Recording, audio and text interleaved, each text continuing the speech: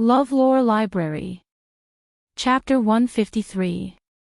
Sun Jingyi, Lin Yi ordered a glass of red wine, but didn't drink it. He put it on the table and looked at the people in the bar. He wasn't here to drink, but the waiters would definitely give him a hard time if he didn't order anything. "Hey handsome, is there anyone here?" Lin Yi asked as he watched Meng Yao and Yushu from the corner of his eyes.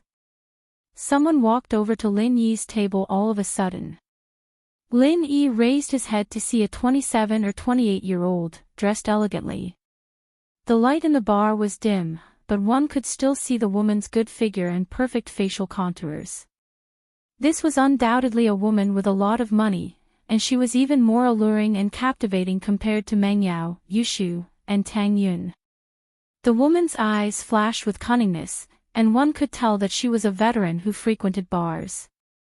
Lin Yi, naturally, wasn't dumb enough to think that this beautiful woman had taken a liking to him. Not at the moment. Lin Yi said calmly as he moved his eyes away from the woman, not looking at her again. Sun Jingyi paused, not expecting Lin Yi to be this cold. She thought about it carefully before choosing Lin Yi as her target. As far as she was concerned, Lin Yi was one of the perverts who'd come here to hunt for beauties. His face looked a little young, and he didn't look like a veteran at all. Jingyi was confident that she'd be able to take him down with her charms. She'd be able to get him to run circles around her, and it'd be easy for him to do some things for her. But she didn't think that Lin Yi's attitude towards her would be so cold, as if he didn't see her as a threat at all. Sun Jingyi was a little annoyed. Did Lin Yi like that kind of immature woman? It wasn't too late, and there weren't many people in the bar. Lin Yi's table was a little far from the center of the stage, and it was one of the worst seats. Other than Meng Yao and Yushu's table, there weren't any other customers. Naturally, Sun Jingyi assumed that Lin Yi's target was Meng Yao and Yushu. She couldn't compare to two immature girls. Sun Jingyi's eyes were as sharp as the sun. Meng Yao and Yushu had changed their clothes, but she could still tell that they were young, probably in school. "Aren't you going to invite me to sit?" Sun Jingyi said with a smile as she held back her anger. "Ah." Lin Yi smiled faintly. "I don't own the bar, it's not like I can kick you out, right? Handsome, the way you talk is quite interesting." How could Sun Jingyi not hear the respectful tone in Lin Yi's words, but she still sat in front of Lin Yi. Time waits for no man, and it was really difficult for her to find a harmless-looking man like Lin Yi in this bar.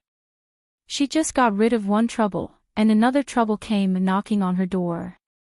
"Handsome, your target is the two little beauties at that table, right?" When Sun Jingyi said that, she pouted at Meng Yao and Yushu. Lin Yi glanced at Sun Jingyi and didn't answer her question. "If you have something to say, just say it. I don't like to beat around the bush." "Ha!" Sun Jingyi looked at Lin Yi in surprise. She didn't expect Lin Yi to see that she had something to do here, and she didn't just come here to sit. Sun Jingyi frowned slightly. She felt that Lin Yi wasn't as harmless as he looked on the surface. This person didn't seem to be that simple. Then, was it the right choice for her to choose him? "Handsome, can you do me a favor?" Sun Jingyi was already sitting here, and there was no other way. No matter whether choosing Lin Yi was the right choice or not, she could only bite the bullet and continue. "What's your name?" Lin Yi looked at Sun Jingyi and asked. "Me?" Sun Jingyi didn't expect that the handsome guy in front of her didn't play by the rules at all. His answers were always irrelevant, and then he asked another question. "Sun Jingyi." Sun Jingyi hesitated and said her name. "Don't call me handsome, my name is Lin Yi." When Sun Jingyi was talking, Lin Yi kept looking at her eyes. If she was lying, Lin Yi would be able to detect it from the subtle fluctuations in her eyes. The reason why he asked Sun Jingyi's name was because he wanted to confirm whether the woman in front of him was trustworthy. If she was lying, Lin Yi wouldn't care how beautiful she was, and he would kick her out as soon as possible. Lin Yi didn't have the time to waste with this kind of bullshit. However, Sun Jingyi didn't lie, so Lin Yi naturally let the conversation continue. Sun Jingyi didn't expect Lin Yi to tell her his name so readily. While she was surprised, she was even more unable to see through the man in front of her. If she said that he was here to chase after women, it didn't seem like it. Could it be that he was deliberately pretending to be cool to attract their attention? Well, Lin Yi, how about doing me a favor? Sun Jingyi didn't care whether Lin Yi was really like this or pretending to be cool. It didn't matter. The important thing was to get through this. What favor? Lin Yi asked. Be my boyfriend. Sun Jingyi said. Lin Yi looked at Sun Jingyi up and down. Are you sick? Love at first sight. Sun Jingyi blushed and quickly added, it's temporary. Just for a while, okay? Oh, a shield. Why didn't you say so earlier?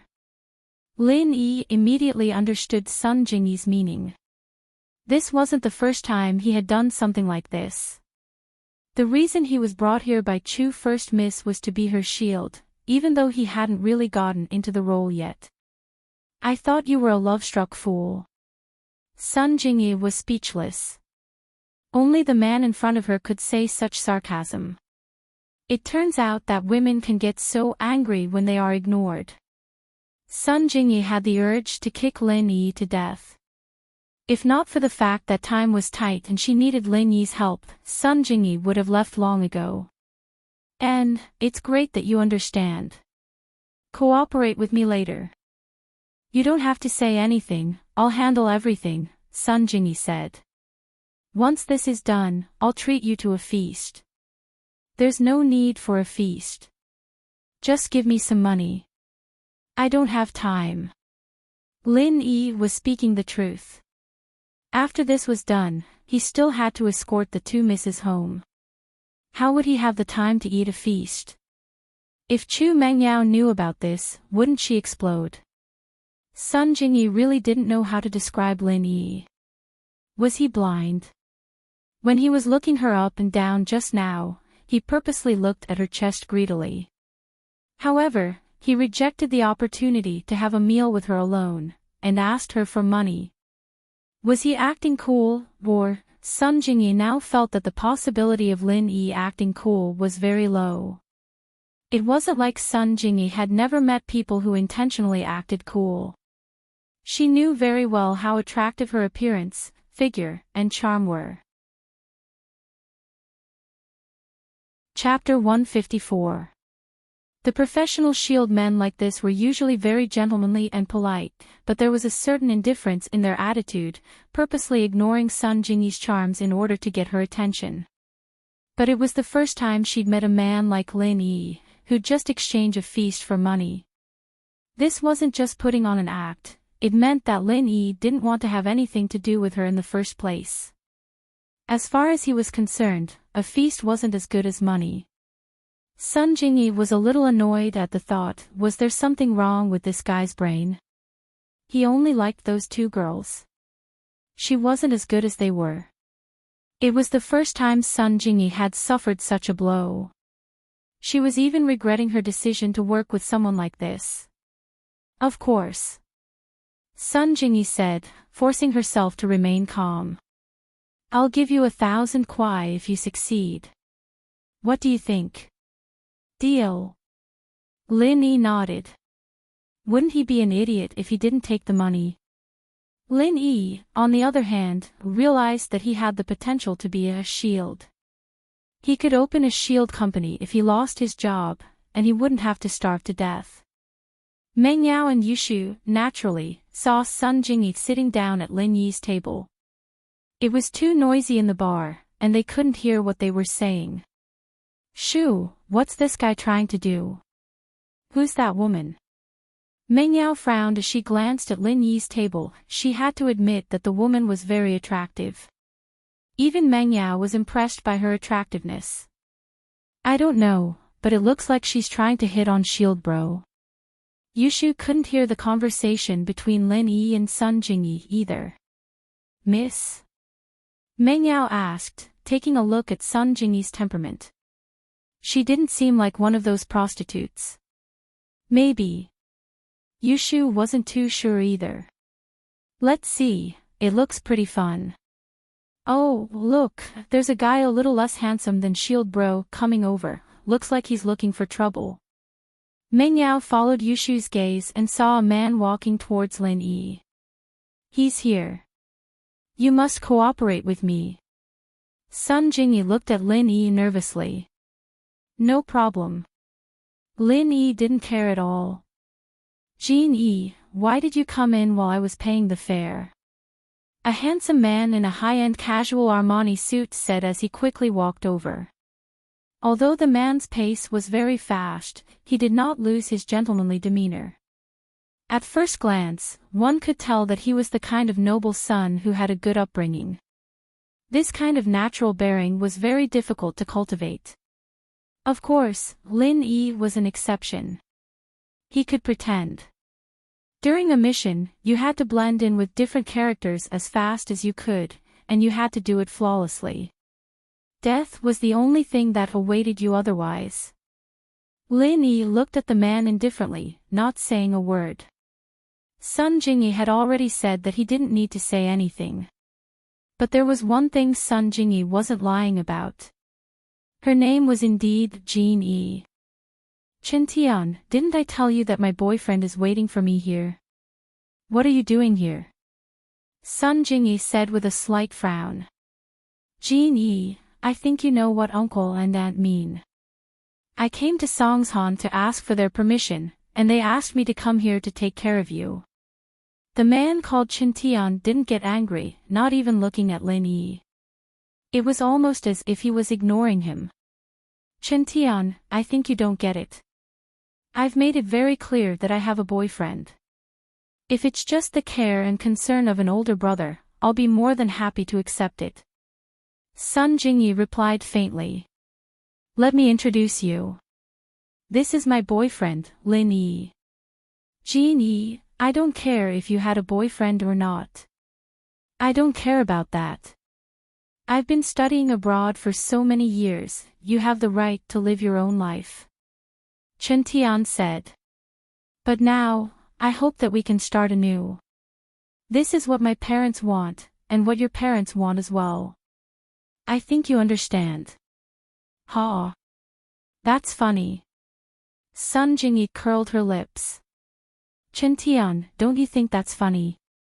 What does it have to do with me whether you go abroad or not? Our families were family friends before you went abroad, and we're still siblings. What's the difference? Not to mention all this nonsense about starting anew. So, he's your boyfriend, Jin Yi. Chen Tian changed the topic to Lin Yi after seeing Sun Jingyi's attitude. If he hadn't brought up Lin Yi all of a sudden, people would have thought that he hadn't noticed Lin Yi's presence at all. Yes. Sun Jingyi nodded. You saw and believed me. Can you leave now? Ah. Chen Tian smiled and extended his hand to Lin Yi. Hello, brother. I'm Chen Tian. Lin Yi.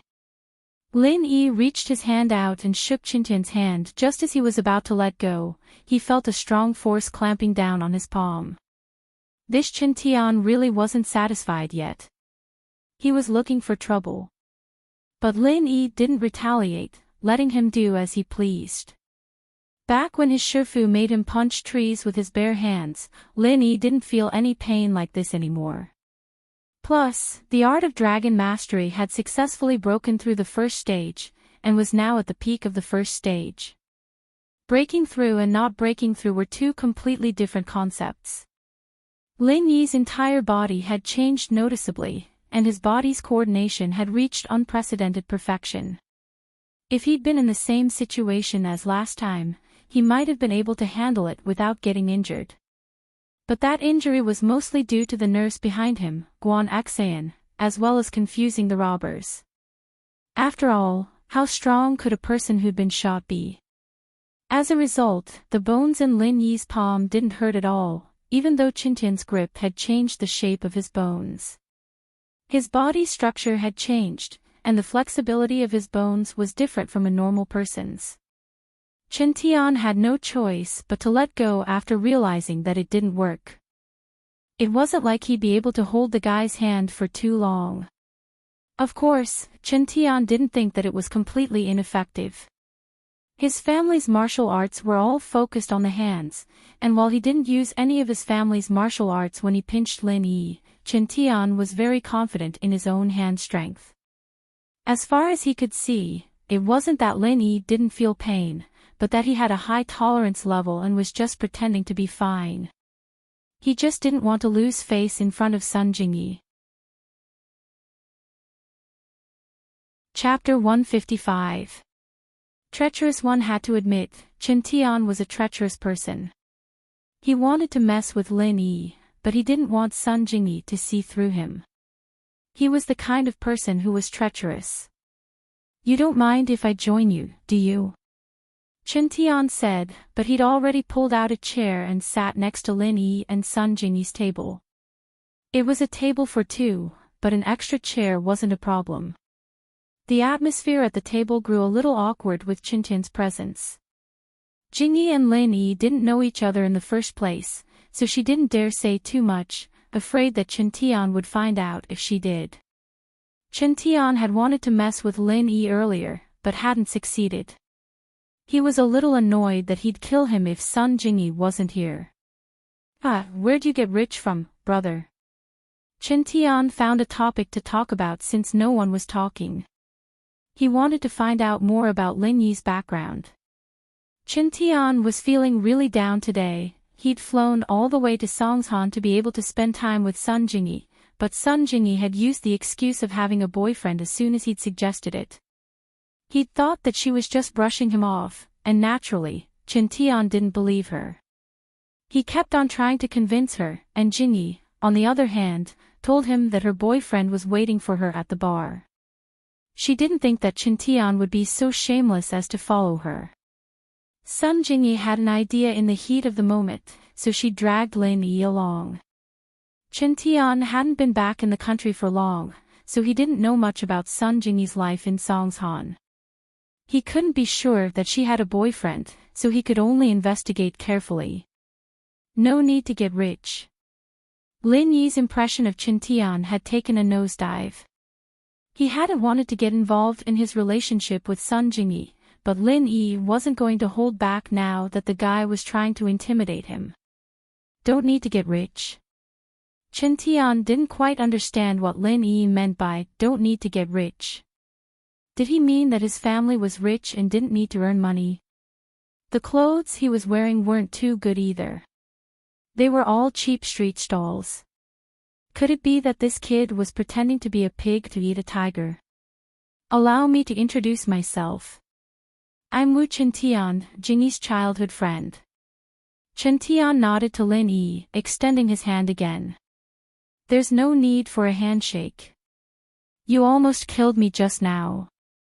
Lin Yi had no intention of extending his hand this time. "All right, you're done with your self-introduction. Can you go now? Do you know that you're blocking my view of the performance by sitting here?" Sun Jingyi frowned at Lin Yi's words and glared at Qiantian. Qiantian was from House Wu, and he was known for his hand techniques. His iron hands were said to be from Shaolin's iron palm. Sun Jingyi knew the ins and outs of House Wu, and naturally knew how strong Qiantian's hands were. She understood that Qiantian had done something to his handshake after hearing what Lin Yi said. "Motherfucker. How cunning." Qiantian's face turned ugly and awkward. He cursed Lin Yi in his heart for being too cunning. He didn't say anything when he was being squeezed, acting like he could tolerate it. If he had yelled and screamed when he was being squeezed, even if Sun Jingyi knew that she had done something to him, she'd still lose some respect for Lin Yi. How could a weak man like him protect his woman? If he screamed and screamed at the slightest bit of pain, how could he entrust the rest of his life to her? But Lin Yi didn't. He tolerated it very naturally, and now he brought it up again. It was obvious that he was taking revenge. But Chintian couldn't do anything about it. He was the one who initiated the second handshake, and Lin Yi was the one who took advantage of it. If he took advantage of it again, Lin Yi wouldn't be an idiot. It was normal for him to reject it and mock him. This way, although Lin Yi exposed his actions, he did it using the second handshake as an excuse. He didn't have any intention of complaining at all. "You must be joking, Mr. Lin. My hand strength might be a little too strong. I'm used to it, and I couldn't control it properly when shaking hands with normal people." Chintian's meaning was clear. Lin Yi was just a normal person, and he didn't deserve to be with Sun Jingyi. "Oh, so that's how it is." Lin Yi nodded. "It seems that I've misunderstood you, Mr. Wu. To apologize, I've decided to shake your hand again." With that, Lin Yi extended his hand. "HM." Chintian paused.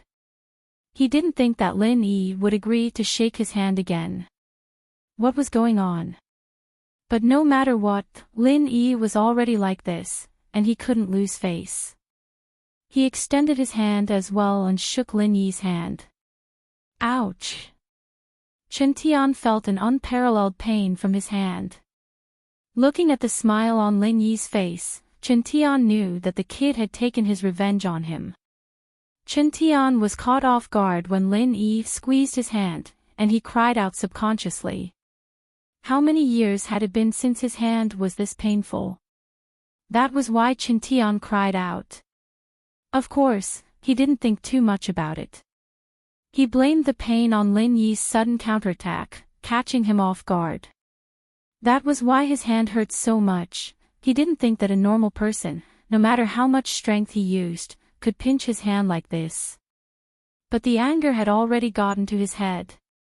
He didn't think that he, the heir of House Wu's iron hand, would have his hand pinched by a nobody. This was a huge humiliation. Chintian was about to retaliate when Lin Yi let go of his hand, looking at him strangely. "What's wrong? Did I hurt you?" "I didn't use any strength." Sun Jingyi looked at Chintian with disdain. "What was this?" Lin Yi said that he hurt his hand, and you cried out in surprise. Did you want me to think that Lin Yi hurt your hand as well? Chapter 156. Who the hell was this guy? Brother, you've got some tricks up your sleeve. Chintian patted Lin Yi on the shoulder. I've learned a lot from you, bro. We'll meet again in the future. Ha. Lin Yi looked at Chintian, a faint smile on his lips. I have a lot of tricks up my sleeves. You can take your time to see them. Sun Jingyi frowned at Chintian's actions. She wanted to warn Lin Yi, but she wasn't too sure. Considering the relationship between the Wu and Sons, Sun Jingyi couldn't just go against Chintian's face in public. If word got out to the elders, it'd look like she was helping an outsider. And so, Sun Jingyi was in a difficult position. He didn't want Lin Yi to lose anything, but he also wasn't sure if Chintian had done something to Lin Yi. Chintian humphed, naturally treating Lin Yi's words as mere pleasantries. He'd achieved his goal, and naturally wouldn't stay any longer. He quickly walked out of the bar, planning to get someone to investigate Lin Yi's background. He wanted to see who this kid was before making a decision. Chintian walked to the entrance of the bar and took out a wallet. He opened it and saw that there was only 800 and 1,000 kwai in it. There wasn't anything else, not even an ID. Fuck, what a poor bastard. Chintian cursed under his breath. He'd wanted to look at Lin Yi's ID and investigate his background from the address and number, but it seemed like he'd have to give up on that idea. This wallet was probably bought from a street stall for a few kwai, right? Chintian looked at the workmanship and material of the wallet, speechless. Why would Sun Jingyi like someone with a family like this? Are you kidding me? Could it be a temporary colleague or something like that? The wallet was, of course, Lin Yi's. Before Chintian left, he patted Lin Yi's shoulder and said a few pleasantries, taking the wallet with him as he spoke. With the Wu family's iron hands, stealing a wallet was a piece of cake. The Wu family trained in the speed of their hands, so petty theft was a piece of cake for them. It was even a little overkill. Here's your tip. Chintian took out a stack of money from Lin Yi's wallet and gave it to the doorman. Tip, I'm Lin Yi. Thank you, Brother Lin. Brother Lin, you're so generous. The bellboy was shocked as he took the tip from Chintian's hand. There were plenty of rich people here, and some of them tipped the bellboys as well, but 50 or 100 was already good enough. They weren't like the beer girls or the room princesses who tipped a lot, and they didn't get much at all. But Chintian gave him 1,800 in one go, and it was a lot, so the bellboy bowed to Chintian in gratitude. Kaka. Chintian felt a wave of satisfaction wash over him. Lin Yi, let's see how you pay later. You won't ask a woman to pay, will you? You'll lose face if you do that, Kaka. Thinking about how Lin Yi would lose face soon, Chintian's gloominess was swept away. He hummed a tune as he hailed a taxi. He just came to Songshan, and he didn't have a car yet, so he always took taxis. He threw Lin Yi's wallet on the ground. Naturally, he didn't care about such a small amount of money. He just wanted to make Lin Yi lose face. As for tipping it to the bellboy, it was just to satisfy his own sense of humor and disgust Lin Yi a little. After Chintian left, Sun Jingyi looked at Lin Yi apologetically. See if you lost anything, lost something. Lin Yi looked at Sun Jingyi, thinking that this girl wasn't that bad after all. She knew to remind him, but he acted like he didn't know. What did you lose? Something like a wallet. Jingyi said, Wu Chintian's a little narrow-minded. He patted you a few times before he left, and I'm not sure if he did anything to you or not. Oh? Then why didn't you remind me before? Lin Yi smiled at Sun Jingyi. We're family friends. I couldn't say no to him in front of everyone, and it wouldn't be nice if my parents heard about it. Sun Jingyi was a little troubled. But it's okay, I'll compensate you for what you lost. Ha! Lin Yi felt that Sun Jingyi had a good heart. At least she was willing to take the loss. Aren't you afraid that I'll ask for too much? Sun Jingyi was a little embarrassed by Lin Yi's question. She was usually a strong woman, but today, she lost again and again in front of Lin Yi. The main reason was that Sun Jingyi realized that Lin Yi seemed to ignore her charm. You don't seem like that kind of person. Sun Jingyi was only embarrassed for a moment, but she quickly recovered. Her big eyes sparkled as she looked at Lin Yi. It was very seductive. Congratulations, you guessed wrong. Lin Yi shrugged. Ah. Sun Jingyi was speechless. She really regretted her choice today. Could it be that she met someone even more difficult to deal with? But I didn't lose anything this time, so you don't have to compensate me. Lin Yi laughed and took out a high-end wallet. Someone exchanged a big wallet for a small wallet. TSK, there's even US dollars. That's a lot of money. Oh, what's this? ID. Wu Chintian. The photo looks like a funeral portrait. No wonder he's so unlucky. Sun Jingyi heard what Lin Yi said. She was about to say something when she saw him take out a wallet. When Lin Yi said that he exchanged a big wallet for a small wallet, Sun Jingyi felt that something was wrong. Then, Lin Yi took out an ID and called out Wu Chintian's name. Sun Jingyi covered her mouth in shock and looked at Lin Yi in disbelief. He actually held Wu Chintian's wallet in his hand. When was it? Was it when Wu Chintian took his wallet? What kind of speed was that? She didn't even see it. What was even more unbelievable was that Wu Chintian didn't feel anything. If it was said that Wu Qintian took Lin Yi's wallet and Lin Yi didn't notice, Sun Jingyi would believe it. But if it was said that Lin Yi took Wu Qintian's wallet and Wu Qintian didn't notice, Sun Jingyi wouldn't believe it. House Wu's iron hands trained in speed. It wasn't a big deal for him to steal Lin Yi's wallet. But from what Lin Yi said, it seemed like he knew that Wu Qintian had taken his wallet, and he even took Wu Qintian's wallet. Sun Jingyi was speechless. Just who was this person sitting in front of her? Was he a normal person? Who are you? Sun Jingyi couldn't help but look Lin Yi in the eye. She regretted dragging Lin Yi into this.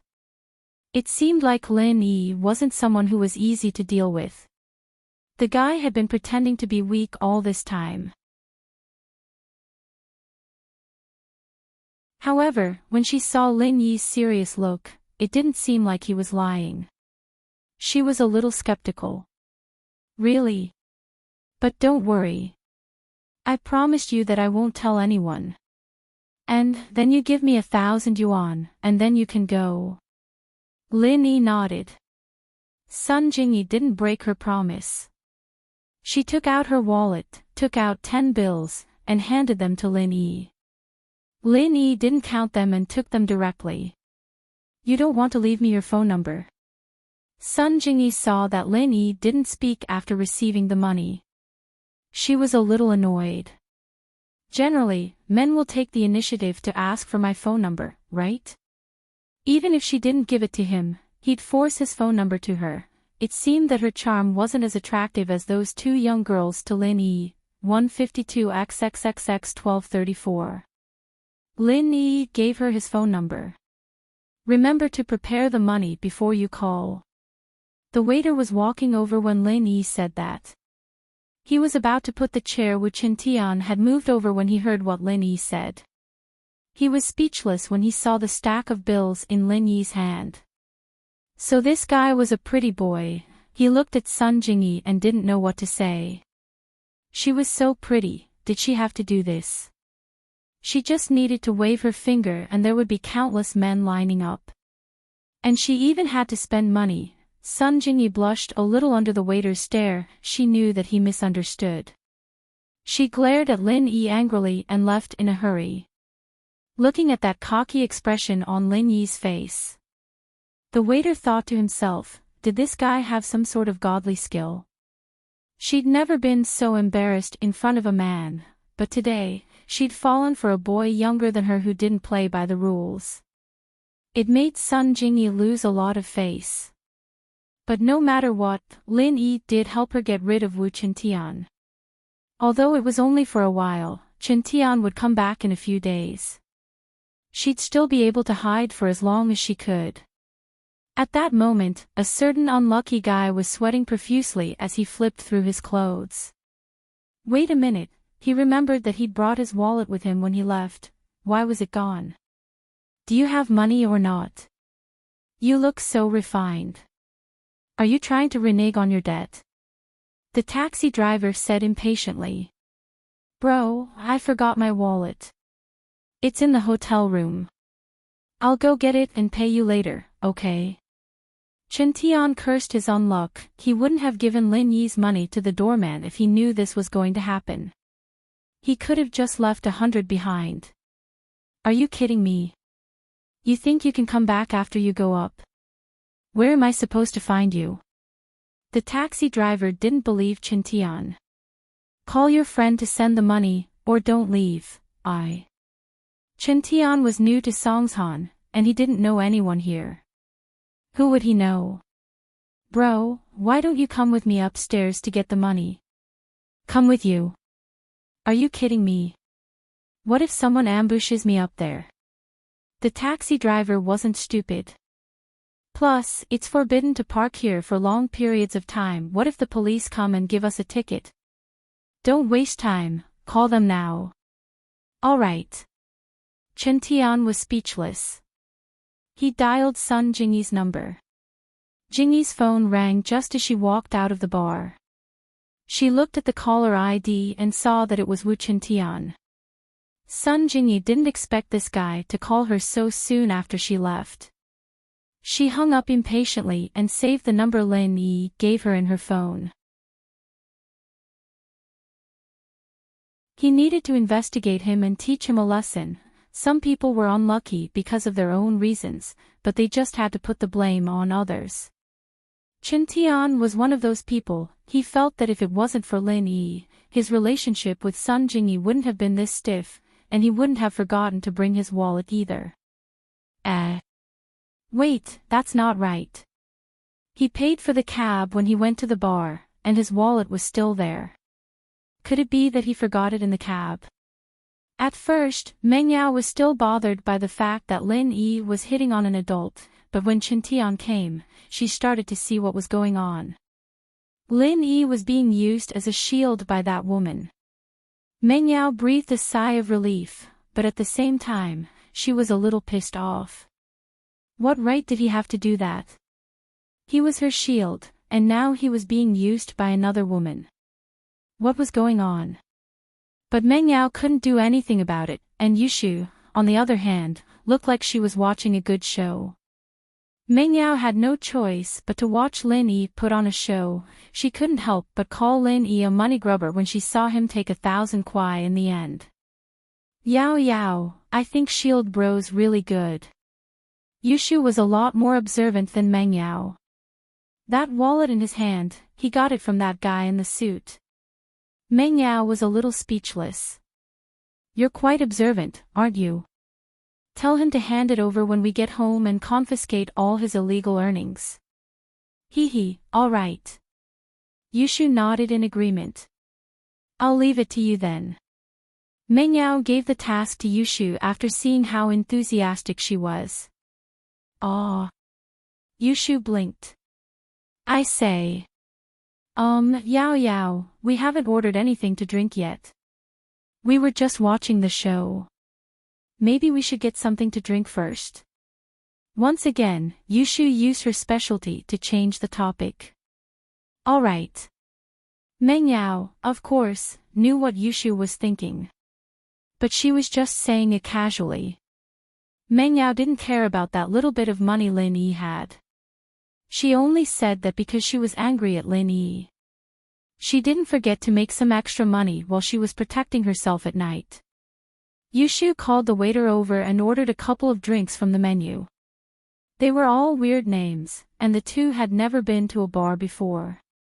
They didn't know if the drinks were good or not. The waiter noted down the two's orders, hesitating for a moment. It was obvious that this was the two's first time at a bar, and they didn't know what to make of the drinks. Is there anything else? Yushu looked at the waiter, puzzled. Did they have to pay in advance here? Ladies, do you need someone to chat with you? The waiter could tell that it was the two's first time, so he decided to give it a try. After all, there were quite a lot of people who came to the bar looking for male attendants. No need, sure. Between Yushu and Meng Yao, one of them saying, no need, and the other saying, okay, took the waitress by surprise. Yao, you. Yushu looked at Meng Yao, not understanding why the girl was looking for someone to chat with. Wasn't that a duck? Get us a handsome one. Meng Yao ordered the waiter. All right, please wait a moment. The waiter nodded and retreated respectfully. He thought to himself, these two innocent girls really came for this. It seems like you really can't judge a book by its cover, just like that pervert from before. And these two ladies. The waiter hated himself for not being handsome enough, or he'd have done it himself. Yao, why did you call a handsome guy? Yushu was starting to panic after the waiter left. Yao, you're not thinking of trying the special service, are you? You can't, you're still young. What if you bleed out? He sat there obediently. He really wanted to get a room with these two girls right now, but they were in a bar, and he didn't dare do anything rash. He was only here to chat with them. The perverts in the bar were all heartbroken to see Meng Yao and Yushu calling a male escort over. They didn't think that these two were here for some excitement. If they'd known, they wouldn't have called a male escort over, they'd have done it themselves. Most of the perverts, especially the good-looking ones, were all thumping their chests and stomping their feet. Lin Yi looked at Meng Yao and Yushu, not knowing what they were up to, calling a male escort over. If that was the case, they might as well have called him over, he'd be able to earn some extra money. He'd just made 1,000 kuai with Sun Jingyi, and he'd even gotten himself a big wallet. It seemed like this profession had a lot of potential. Behind the bar counter, in a dark room, a man was quietly watching the activity in the bar, his eyes never leaving Meng Yao's table and Lin Yi's. Meng Yao called that duck. The man looked at the manager, Su Jiaonang, in disbelief. Yes, that's Sihua bro. Su Jiaonang nodded carefully. I didn't think that Miss Chu would be into that sort of thing, no wonder she got herself a bodyguard. This man was the famous Sihua of Songshan, known as Sihua bro. He was a man who walked the line between black and white, however, anyone with a discerning eye would know that he was just a spokesperson pushed to the front, the one with the real power was the person behind him. Otherwise, it would be very difficult for someone like Sihua, who had no background, and was even a released convict, to make a name for himself in Songjiang was a very difficult thing to do. If it weren't for the person behind him, the police would have had their eyes on him a long time ago. Looks like Miss Chu doesn't like that pretty boy that much.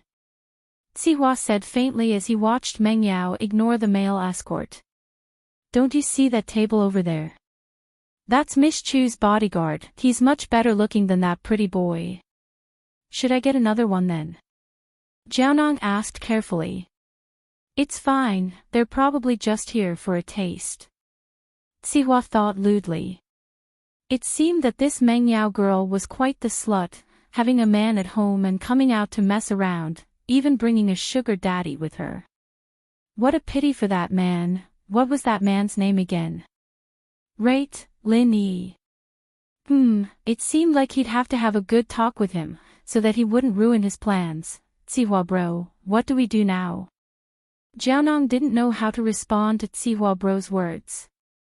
He didn't know much about the higher-ups, and all he had to do was follow Sihua's orders. Let's go to Miss Chu's place and test out Lin Yi's skills. I'll show up after that. Sihua said after some thought. All right. Jiaonang nodded and left. He was very familiar with this sort of thing. Meng Yao felt like an idiot. She didn't know what was wrong with her, ordering a duck. Her dad would be very, very disappointed in her if he knew about this. And Faubert, and her classmates. How embarrassing. Meng Yao was pissed when she saw Lin Yi having fun with the pretty girl. She'd nodded in agreement when the waitress asked, but it was too late for regrets now. Meng Yao had calmed down from her daze. Lin Yi was only her follower, why would he be angry? Why would she piss him off? Could it be that Shu was telling the truth? She liked Lin Yi. How? How was that possible? Impossible. This guy was so annoying, and he was such a playboy. She'd be blind not to like him. Chapter 160. Chapter 160, The Waiting Man, Two beautiful ladies, may I have the honor of sitting here and treat you two to a drink? Meng Yao was lost in thought when she heard the voice beside her. She turned around to see a delicate man. Delicate meant that he was impeccable, and he didn't look like a pretty boy at all. The man had a nice body, tall and well-proportioned, with a handsome face that gave off a clean, classy feeling. He was wearing a casual suit, and the buttons on his shirt were unbuttoned naturally, giving off a cool vibe. Men like this could definitely be called lady killer. Meng Yao, however, wasn't interested in him at all. Her heart was in a mess, and now there was another troublemaker. She didn't know what to do with the gigolo from before. She rolled her eyes and pointed at the pretty boy. Don't you see that there's another man over there? Meng Yao's original intention was for the two to fight, but she didn't think that the pretty boy would stand up immediately after seeing the delicate guy, as if he was afraid of the delicate guy. He turned around and left without saying a word. That's... Meng Yao was speechless. What kind of person was this? Wasn't he a little too cowardly? How could someone like this be a gigolo? Ah, miss, he's already given up his seat. The delicate guy smiled faintly as he sat down where the pretty boy had been. He raised his glass of red wine. "Wanna have a drink?" Meng Yao wasn't an idiot. The pretty boy had given up his seat to the delicate guy like that, which meant that the delicate guy was a frequent visitor of this bar, and that the pretty boy knew him. The delicate guy clearly had some sort of power to him, or else the pretty boy wouldn't have turned around and left like that. She turned to Yushu, only to find that she was looking at her as well. It seemed that the two were thinking the same thing. This delicate guy wasn't easy to deal with. It was their first time at a bar, and they didn't want to cause any trouble. Pingzhan would definitely give them a scolding. "I'm sorry, we drove here." Meng Yao replied coldly, not wanting to talk to the delicate guy any longer. If he knew his place, he'd have left by now. Ha! Why didn't I see that? The delicate guy didn't seem to care about Meng Yao's displeasure at all. "That man who left earlier, if I'm not mistaken, is one of the male attendants here." Meng Yao humphed when Yushu didn't say anything. This girl only knew how to go crazy with her at home, but when she was outside, she wouldn't make a sound when there was danger. Meng Yao was pissed off. "I think the two ladies are here to seek excitement, right?" The exquisite man was no longer as refined as before, and his words began to become explicit. Honest people don't resort to insinuations. Rather than spending money for excitement, why don't? Hee, I think I can satisfy your needs. What did you say? Meng Yao blushed. What did he mean? I'm still a virgin, okay? Excitement my ass. She turned her body to the side, thinking that coming to the bar was a mistake. Stop pretending. What's the point of pretending in front of me? The exquisite man said as he reached out his hand to touch Meng Yao's shoulder, wanting to kiss her. Meng Yao panicked a little as she dodged. Yushu didn't expect the delicate guy to make a move like that either. She turned to look at Lin Yi. Where was Lin Yi? Slap. The delicate guy's hand was caught in mid-air before it could even touch Meng Yao. That's right, stop pretending. Who sent you here? Tell the guy behind you to come out. Lin Yi said coldly as he grabbed the delicate guy's arm.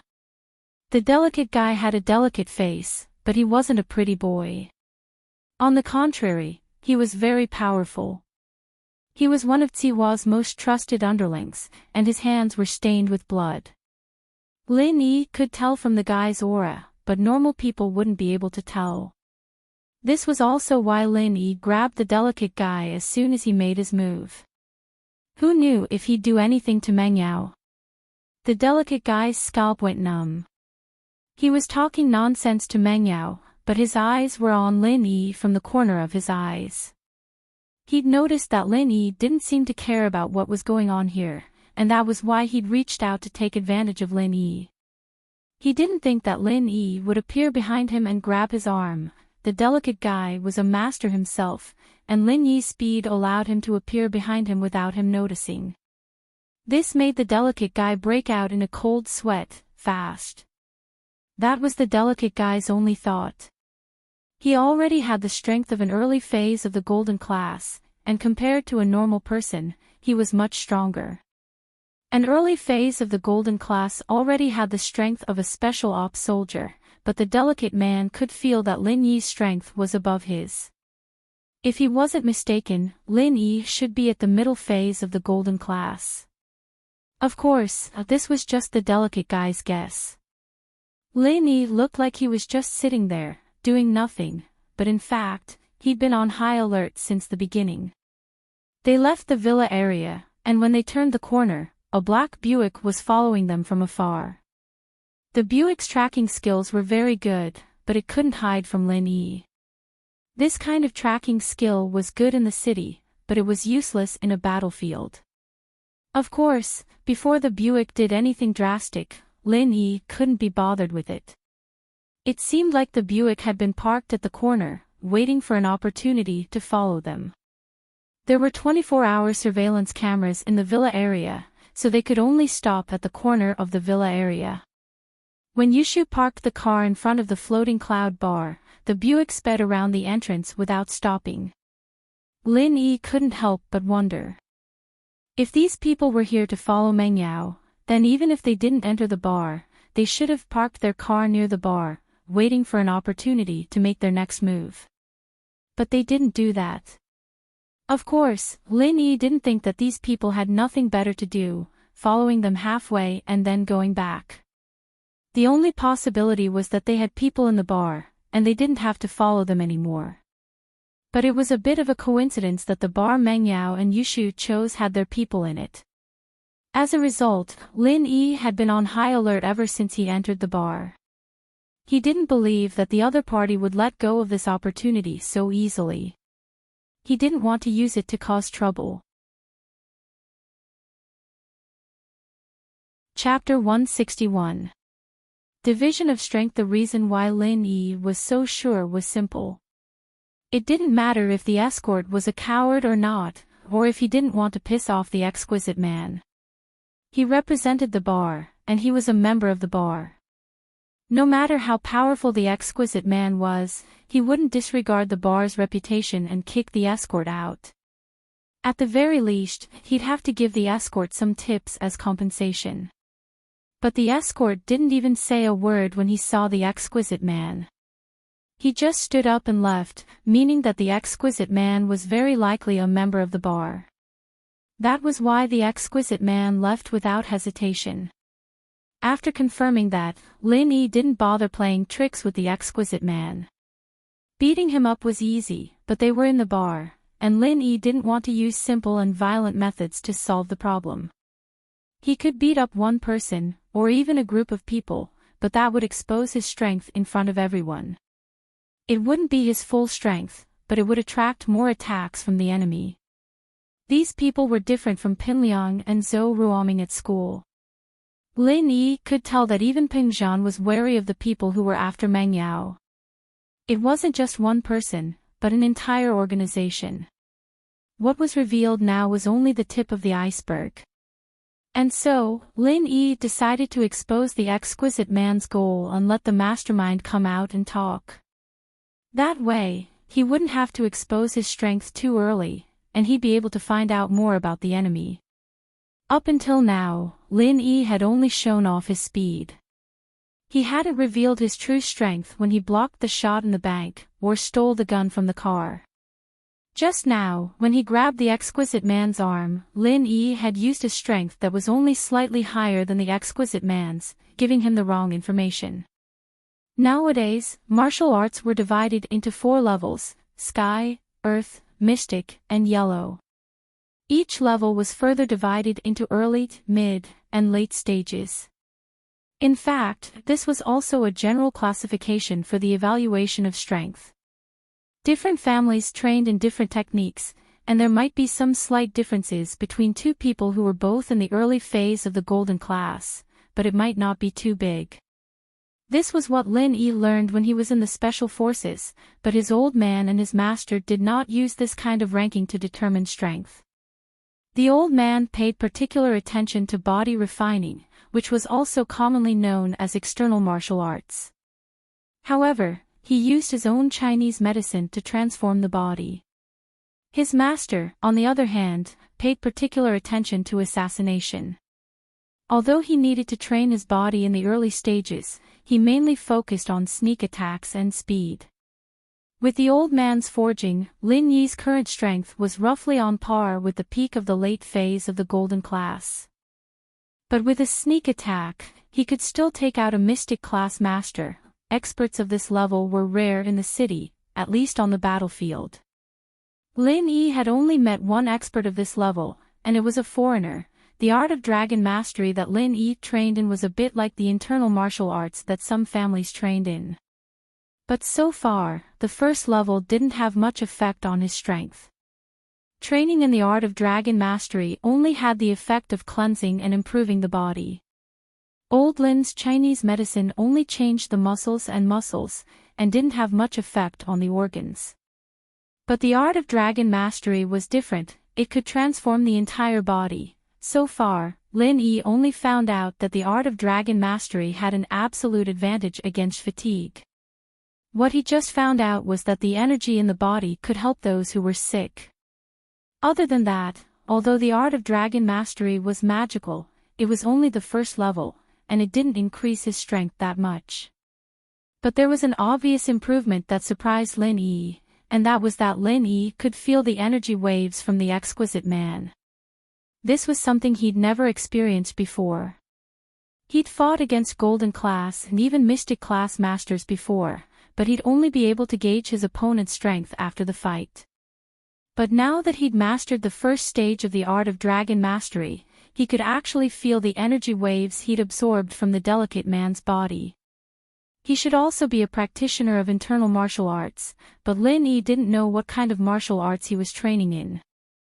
The energy waves in his body were weaker than Lin Yi's, probably at the early phase of the Golden Class.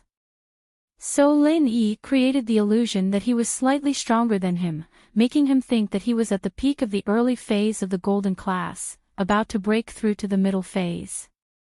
Of course, there were exceptions. That Wu Chen Tian from before, Lin Yi could feel that he was a body practitioner, and his main focus was on his hands. But a body practitioner didn't have any energy waves, and Lin Yi couldn't tell his level. Or maybe Wu Chen Tian was too weak, so weak that the energy in his body was negligible. The exquisite man didn't think that Lin Yi would tell him that there was someone else behind him, and this completely messed up his plan. The exquisite man's original plan was to come here and mess with Meng Yao, piss them off, and then Lin Yi would definitely make a move. That way, he could get a feel of Lin Yi's strength, and if Lin Yi wasn't as strong as him, he would teach him a lesson, and then his boss would come out and take care of him. But now, the strength that Lin Yi displayed was no weaker than the exquisite man's. The two were probably on par, and Lin Yi might even be a little stronger. There was no point in testing him anymore. But Lin Yi asked his boss to come out, and the exquisite man couldn't make a decision yet. Just as he was hesitating, the phone on his waist rang. Fuck, who was calling at this critical moment? The exquisite man wanted to curse. His arm was still in Lin Yi's grasp, and the two of them were at each other's throats, ready to fight at any moment. If he picked up the phone now, and Lin Yi played some dirty tricks on him, he'd be dead meat. The exquisite man didn't dare to be careless. Against a master like Lin Yi, he had no confidence in winning. Whoever was distracted or compromised first would be at a disadvantage. Pick up the phone, I think it must be the one behind you. Lin Yi smiled at the exquisite man and let go of his arm, as if he wasn't afraid that the exquisite man would go back on his word. The exquisite man didn't think that Lin Yi would let go of him so easily. He looked at Lin Yi deeply, and took out his phone from his waist, but his eyes never left Lin Yi. Although Lin Yi was acting very magnanimous, the exquisite man's instincts told him that Lin Yi was a very bad and sinister person. Chapter 162. Chapter 162, Sorry, hello, boss. The delicate man didn't address Zihua Bro directly, since he wasn't sure if his identity would be exposed to Lin Yi. Give the phone to Lin Yi, I'll talk to him. Zihua's voice sounded from the other side of the phone. Oh. All right. The delicate man paused before turning to Lin Yi. It's our boss. Can you answer it? Ah.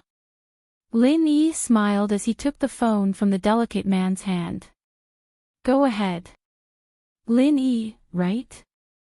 Zihua wasn't expecting Lin Yi to be this bold, but he'd seen everything clearly from the surveillance cameras. Lin Yi's speed was indeed fast, and the delicate man's cautiousness told Sihua that Lin Yi was a master as well. As for how strong he really was, he wasn't sure. I'm Sihua. I'm sure you've heard of me before, right? Oh, I've heard of you a lot during the new year. I've even heard of 2 Kicks, Sky Monkey. Lin Yi said. Oh, and Ma Lei. Sihua was speechless. Did this guy think he was a firecracker? Fuck, there weren't many people in Songshan who didn't know of his name. Sihua wanted to laugh, but it was a sarcastic laugh, of course. He wanted to laugh at this guy for not knowing how high the sky was and how deep the earth was. He was still in the mood to joke around after hearing his name. Was it because he was a newborn calf that wasn't afraid of tigers? Or was it because he was ignorant? You sure know how to joke, Mr. Lin. Sihua smiled faintly. Come in, let's talk. I'm sure you want to see me, right? Sorry, I don't have any plans. Lin Yi said. Come out if you want to see me, don't hide. Ha! Sihua laughed once more. I know what you're worried about, Mr. Lin. You don't have to deny it. You're worried about Mingyao's safety, aren't you?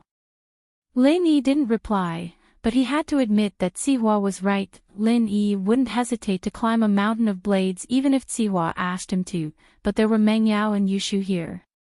There was no way Lin Yi would leave them behind. You don't have to worry about that, Mr. Lin. There are some things that you can doubt or be certain about, but as long as you don't put it out in the open, no one in Songshan can do anything to me. Sihua said heroically. But if something were to happen to Mengyao in my bar, then even the people behind me wouldn't be able to save me. What's more, the other chick beside her was a prickly fellow. I don't want her brother to bring people to flatten this place. He had to admit that this Sihua had some guts. He'd basically made his intentions clear with his words. Naturally, Lin Yi knew of Sihua's name. As soon as Sihua said his name, Lin Yi immediately thought of the Sihua bro that Baldy mentioned in the robber's car. If he wasn't mistaken, the two should be the same person. But judging from Sihua's words, he'd already admitted that he was the one who did it, and he didn't seem to be afraid of Lin Yi finding out about it at all. It was enough to show how powerful his backer was. If Lin Yi wasn't wrong, it should be someone on the same level as Chu Pingzhan, if not stronger. At this point, Sihua had made his stance clear. It was time for Lin Yi to meet him. Lin Yi believed Sihua's word they wouldn't dare do anything to Mengyao in this bar. After all, Songshan's public security wasn't that chaotic yet, and Sihua wouldn't be able to explain himself if something were to happen to Mengyao in the floating cloud bar. People who'd reached a certain level often cared about things like this. It was one thing if there was evidence, but it was another if there was no evidence.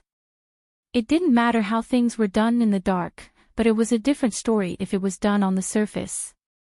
That being said, Lin Yi couldn't believe Sihua's words completely. Alright, I'll get someone to send Miss Chu back first, and then I'll head over. So you still don't believe me, Mr. Lin? I'm disappointed.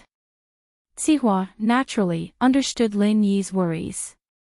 As far as I'm concerned, Mr. Lin, you're a genius. What you're doing is a loss for you. Think what you want. Lin Yi didn't want to waste time with him and hung up.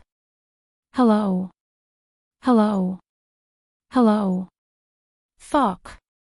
Sihua was speechless when he realized that Lin Yi had already hung up. He'd only need to provoke a young man a couple of times to get him to give in. After all, young people cared about their face. Besides, he really didn't have any intentions towards Mengyao, and it'd be hard for him to clear his name if something were to happen in the bar. He'd be in big trouble, and it'd even affect the mastermind's plans. But what he didn't expect was that Lin Yi didn't seem to care at all. He didn't care what Sihua said, hanging up the phone after saying that he didn't care what he said. It was a huge blow to Sihua's pride. Young people these days really didn't know their place. Sihua thought sympathetically. Lin Yi, huh? Everything would be fine if you cooperate with me, but if you don't, then I'm sorry. I wouldn't dare kill Meng Yao, but I'm sure no one would stand up for you if I kill a small bodyguard like you. Sihua thought. Lin Yi hung up and tossed the phone to the delicate man. Go back and tell your master that I'll be there in a bit. The delicate man had heard the conversation between Lin Yi and Sihua, so he didn't say anything after taking the phone. He left quietly. Meng Yao and Yushu knew that they'd gotten into trouble, too. Meng Yao lowered her head, not daring to look at Lin Yi.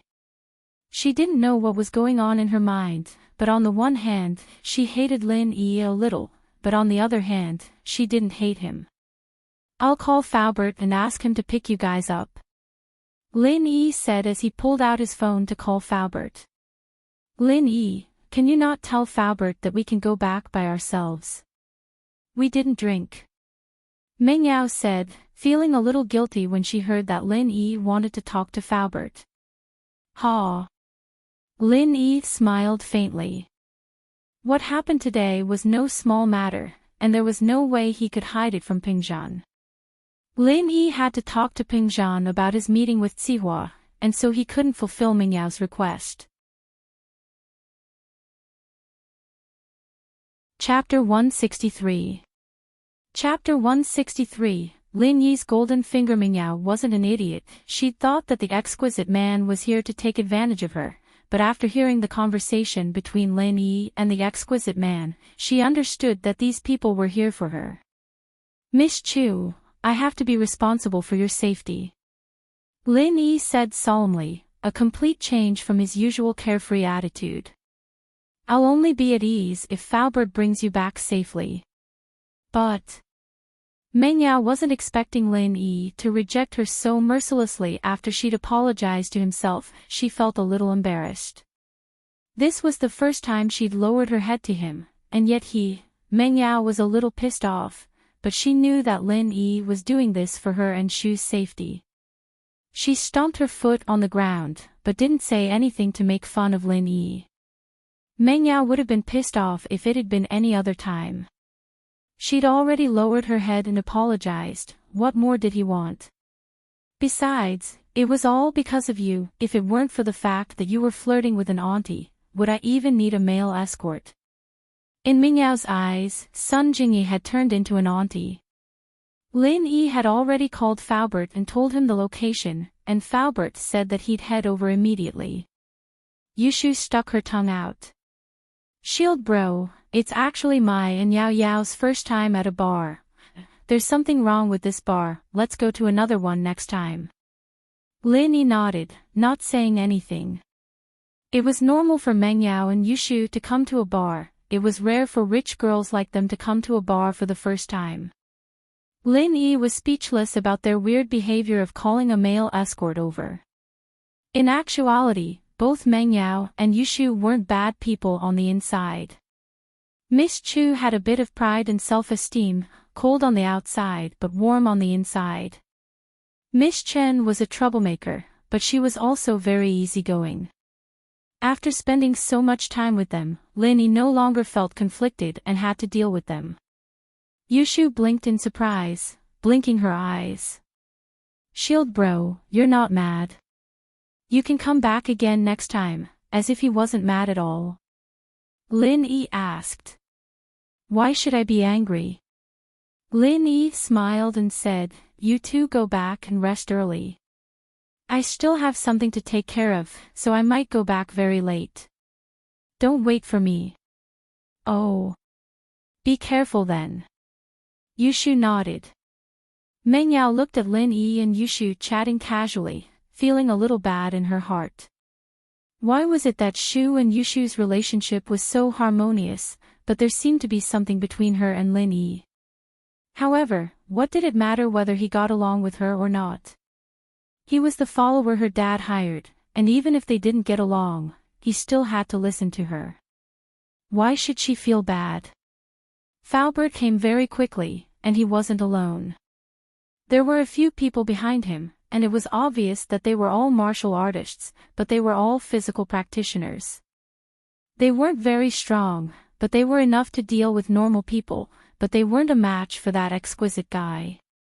Mr. Lin, sorry for the trouble. Falbert nodded to Lin Yi, aren't you coming with us?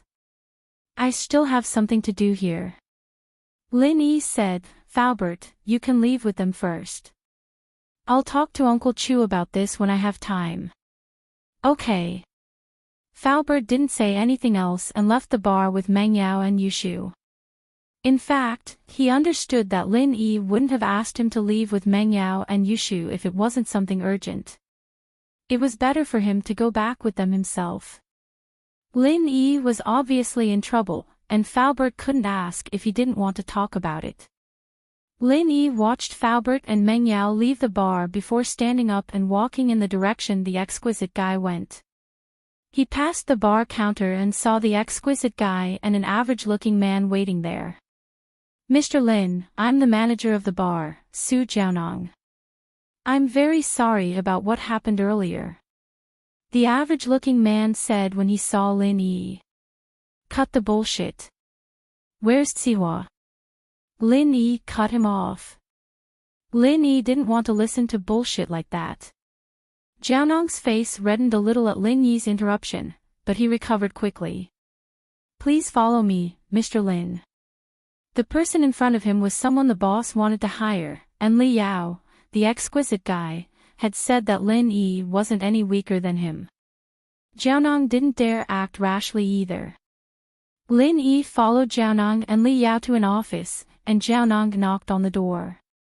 Zihua's voice came from within. Come in. Jiaonong opened the door and made a welcoming gesture. Please come in, Mr. Lin. The boss is waiting for you inside. Lin Yi walked in, and saw a man with a big belly sitting in the room. Behind him was a skinny man who looked like a skeleton. He looked very average-looking, and no one would take a second look at him. He'd be lost in a crowd. But Lin Yi's expression froze. The energy waves coming from this skeletal man had already surpassed his own. It seemed like he was at the peak of the late phase of the golden class. Jiao Lao, I can feel the energy waves coming from them. Can they feel the energy waves coming from me? Lin Yi suddenly thought of an important question. Was this feeling mutual? I don't think so. Jiao Lao said faintly. The way he absorbs energy is different from you, it's called pure qi. Every type of training produces a different type of pure qi, and it can only be used by oneself. It can't be passed on to others. The energy in your body is universal. I understand now. That means that the energy in my body can be converted into the pure qi he needs. Is that right? Lin Yi asked. That's the theory. Jiao Lao said with a tone that said that the boy was worth teaching. That's why you can feel him, but he can't feel you. Lin Yi was pleasantly surprised at the answer. He was satisfied. It seemed like he could play the pig and eat the tiger from now on. He could see through the strength of others, but others couldn't see through him.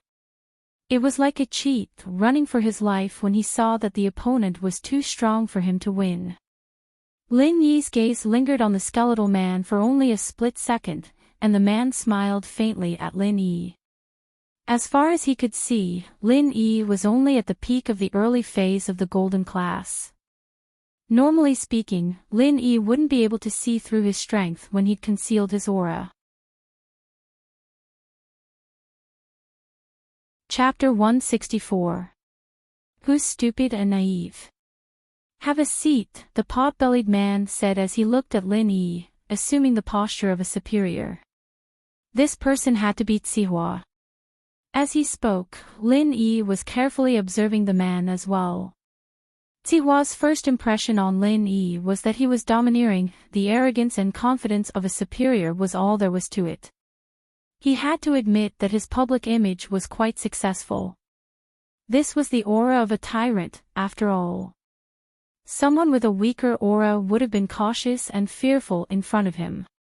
But Lin Yi had seen his fair share of people with this aura. There weren't many of them left alive, and the ones that were hostile to him had all transmigrated or been reborn. Lin Yi didn't bother with Sihua at all as he walked around the office, glancing at the skeleton man. "Is this your sweetheart?" Sihua was speechless, his eyes wide. Why wasn't Lin Yi playing by the book? Sihua's original plan had been to get Lin Yi to sit down, then try to coerce him and see if he could win him over. If not, then he'd kill him. But Lin Yi didn't sit down at all, instead asking a question that infuriated Sihua. What kind of eyes was that? Did a sweetheart look like that? Sihua cleared his throat. "Mr. Lin, you don't seem to have very good eyesight. This is my secretary, a male secretary." "Oh, so that's what Sihua bro is into."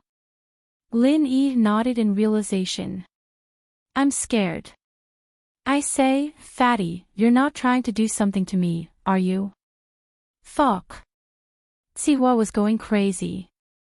He'd felt quite comfortable when Lin Yi called him Sihua bro earlier, thinking that the kid knew he was a bro, after all.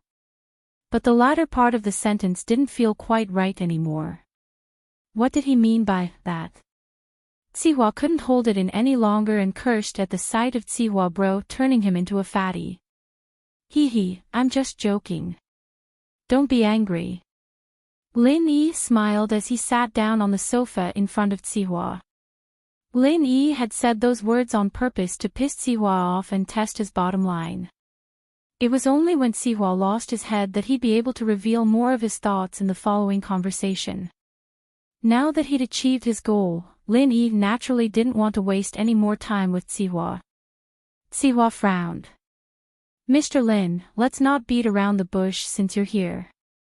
Just say what you want to say." Lin Yi had laid the groundwork for Sihua to get straight to the point, so that he wouldn't beat around the bush. What he'd said before was a warning to Sihua that he was better at beating around the bush than Sihua was. "Nice," Sihua said. "Let's get straight to the point. Were you the one behind the bank kidnapping? Did he need to do that?" Lin Yi said, a little disdainful. "Those people were too trashy." "What, were they your people?" Sihua nodded without hesitation, much to Lin Yi's surprise. "Indeed, I didn't take your existence into consideration, Mr. Lin. Sending those people was a mistake." "Oh. So you're saying that you're the mastermind behind the bank kidnapping?" Lin Yi found it odd that Sihua would admit that he was the mastermind. "I'm just one of the beneficiaries," Sihua said. "You don't need to know the specifics, Mr. Lin. The more you know, the faster you'll die." "Ha, are you trying to scare me?" Lin Yi didn't care about Sihua's threat. "Aren't you afraid that I'll report you to the police?" "Ha." Sihua looked at Lin Yi as if he were an idiot. "Naturally, I'm not afraid of you calling the police since I've said it." "Is that so?" Lin Yi looked at Sihua with a smile that wasn't quite a smile. "You can try if you don't believe me," Sihua said with a wave of his hand. "Proof, no proof." "There's no proof, and I won't leave any evidence behind." "Lin Yi, I have to say that you're very naive and stupid. At our level, the only people who can get involved in a fight are the small fries. You think the police don't know what I'm doing?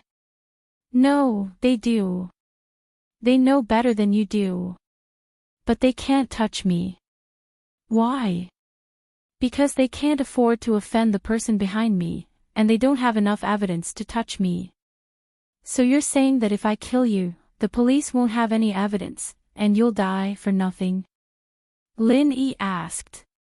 "That's a funny analogy, but I can tell you that if you really kill me, and you're smart enough to leave no evidence behind, no one will be able to do anything to you as long as you have Pingzhan behind you," Sihua said. "This is the rule of the upper class, and no one will break the rules." "Ah, I understand." Lin Yi nodded, cursing in his heart. "Fuck, why are you smiling so happily?" Killing you is like playing a game. But since you've said it like that, I can't kill you. The person behind you won't let this go easily. Lin Yi was thinking about the bigger picture, and before Ping Zhan launched an all-out attack, Lin Yi wouldn't act rashly. Making a move against some of the more important people was fine, but killing them, it was too early. It's good that you understand this.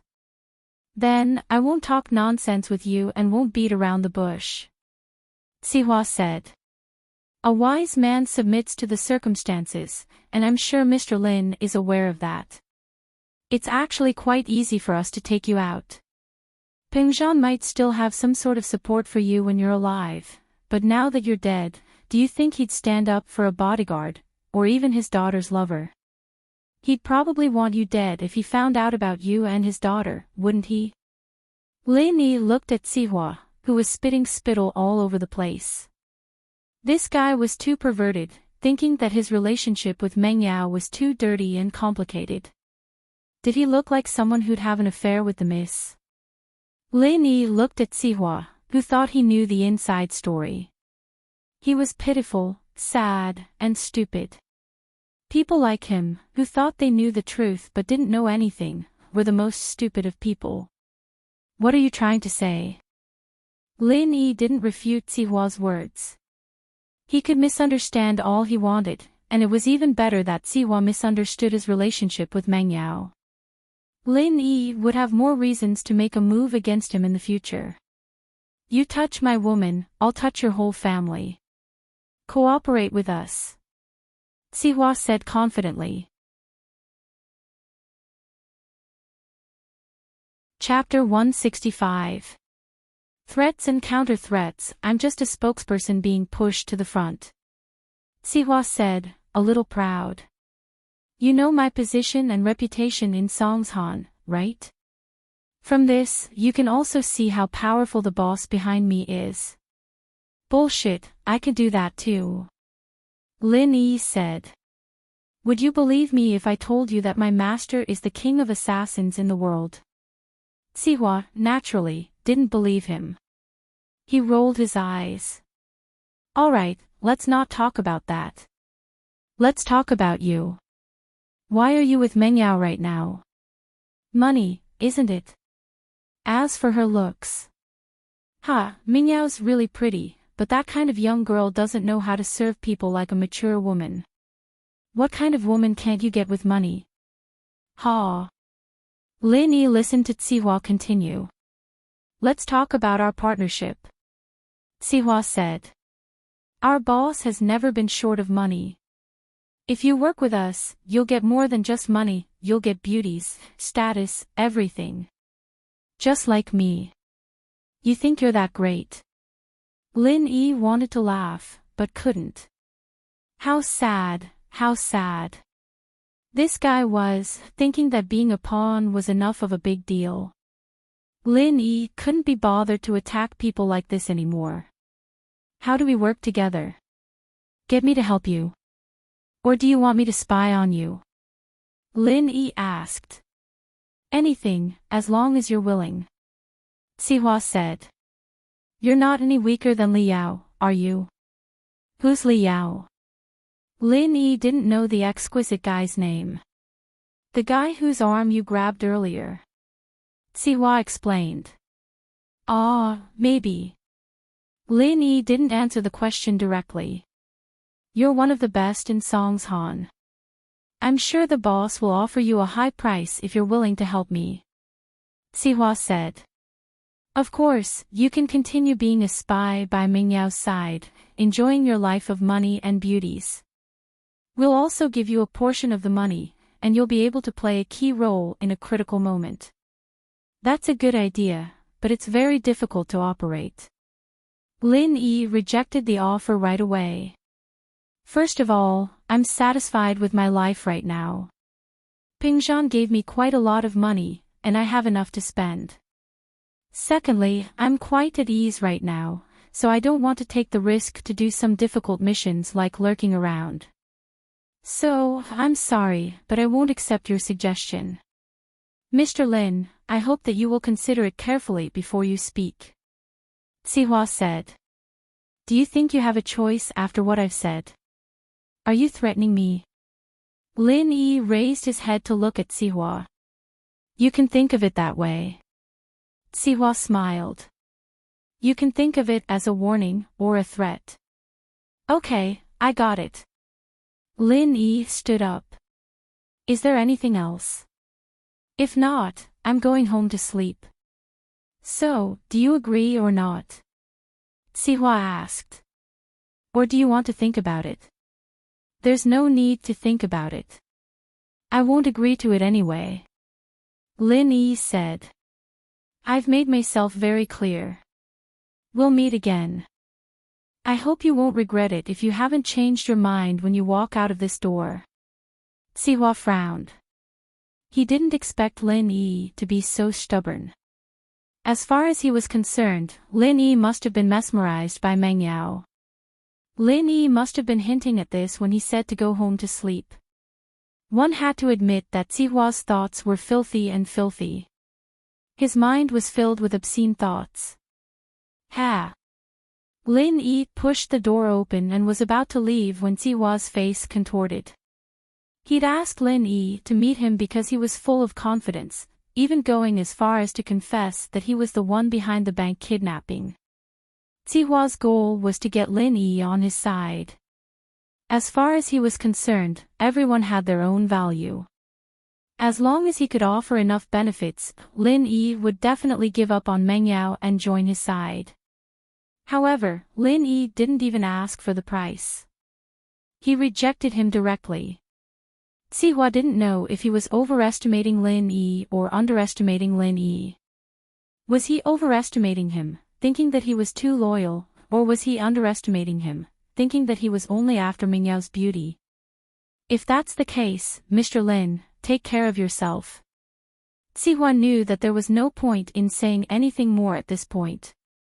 He couldn't change Lin Yi's mind. He wouldn't be able to use this person anymore. I will, but I hope that you too, Sihua bro, don't do anything stupid. With that, Lin Yi pushed the door open and left Sihua's office. He'd basically figured out one thing now: the person who was after Pengzhan was the person behind Sihua. As for who that person was, Lin Yi didn't know yet. Sihua, on the other hand, was the one who had hired someone to do it. But judging from how confident he was right now, the police wouldn't be able to get any concrete evidence to do anything to Sihua. In other words, the police would at most catch the robbers, and the case would end there. Lin Yi wasn't someone who followed the rules, but Sihua hadn't crossed his bottom line yet. Pengzhan hadn't responded yet, so Lin Yi decided to let Sihua go for now. Making a move on Sihua was a piece of cake. As Sihua had said, he wouldn't leave any evidence if he killed him. At the door, Li Yao and Su Jianong didn't stop Lin Yi, allowing him to leave. They wouldn't do anything without Sihua's orders. Lin Yi walked out of the bar, got into Yushu's Yellow Beetle, and drove away from the floating cloud bar. Meng Yao's Audi S5 had already left, and Faubert must have asked someone to drive it back. Fuck, you dare threaten me. It was only after Lin Yi was out of the bar that Sihua waved to the skeleton man behind him. Zhang Long, you and Li Yao take care of this man. He'll be trouble sooner or later if he doesn't work for me. Yes. Zhang Long did not say much. He responded indifferently and walked out of the room. Zhang Long was the golden class late phase peak master that Sihua's boss had assigned to him. He had a domineering name, Zhang Long, the same as Zhang Long and Zhao Hu from the 7 Heroes and 5 Righteous. Zhang Long didn't say anything, but he still felt that he could deal with Lin Yi alone. There was no need for Li Yao to go with him. But since he was under Sihua's command, Zhang Long agreed to it. With Zhang Long and Li Yao together, Li Yao naturally became the driver. It couldn't be helped, since Zhang Long was stronger than Li Yao. Chapter 166. A big gift. Lin Yi, naturally, didn't think that Sihua would just let things go like that. the jade on his neck started giving him a warning. Not long after, Lin Yi smiled faintly as he looked at the rear-view mirror. It wasn't long before a black van caught up to Lin Yi. It had just entered his line of sight and wasn't too close, but the jade's warning told Lin Yi that it was 100% certain that the van was after him. If it weren't for the jade, Lin Yi wouldn't have been able to determine if the van was after him or not. It would have taken him some time to determine if the van was after him or not. It was a cheat that saved Lin Yi a lot of precious time. It wasn't that useful in the city, but on the battlefield, a second's notice of an enemy's presence could be the difference between life and death. Lin Yi wasn't in a hurry to go home now that he was sure that the van was after him. He turned the steering wheel and drove away from the villa area. Lin Yi wasn't familiar with the map of Songshan, but he knew this road. Tangyin slums were right up ahead, and after that was the national highway that led to a forest. Lin Yi had passed by this place when he'd taken the train, and he'd had a deep impression of the place. "Long bro, that kid changed his way, did he notice us?" Li Yao asked Zhang Long, who was beside him. "So what if he did?" Zhang Long said disdainfully. "He's going to die no matter what. Killing him is as easy as lifting a finger." Zhang Long had observed Lin Yi's strength before, and felt that he was far weaker than he was.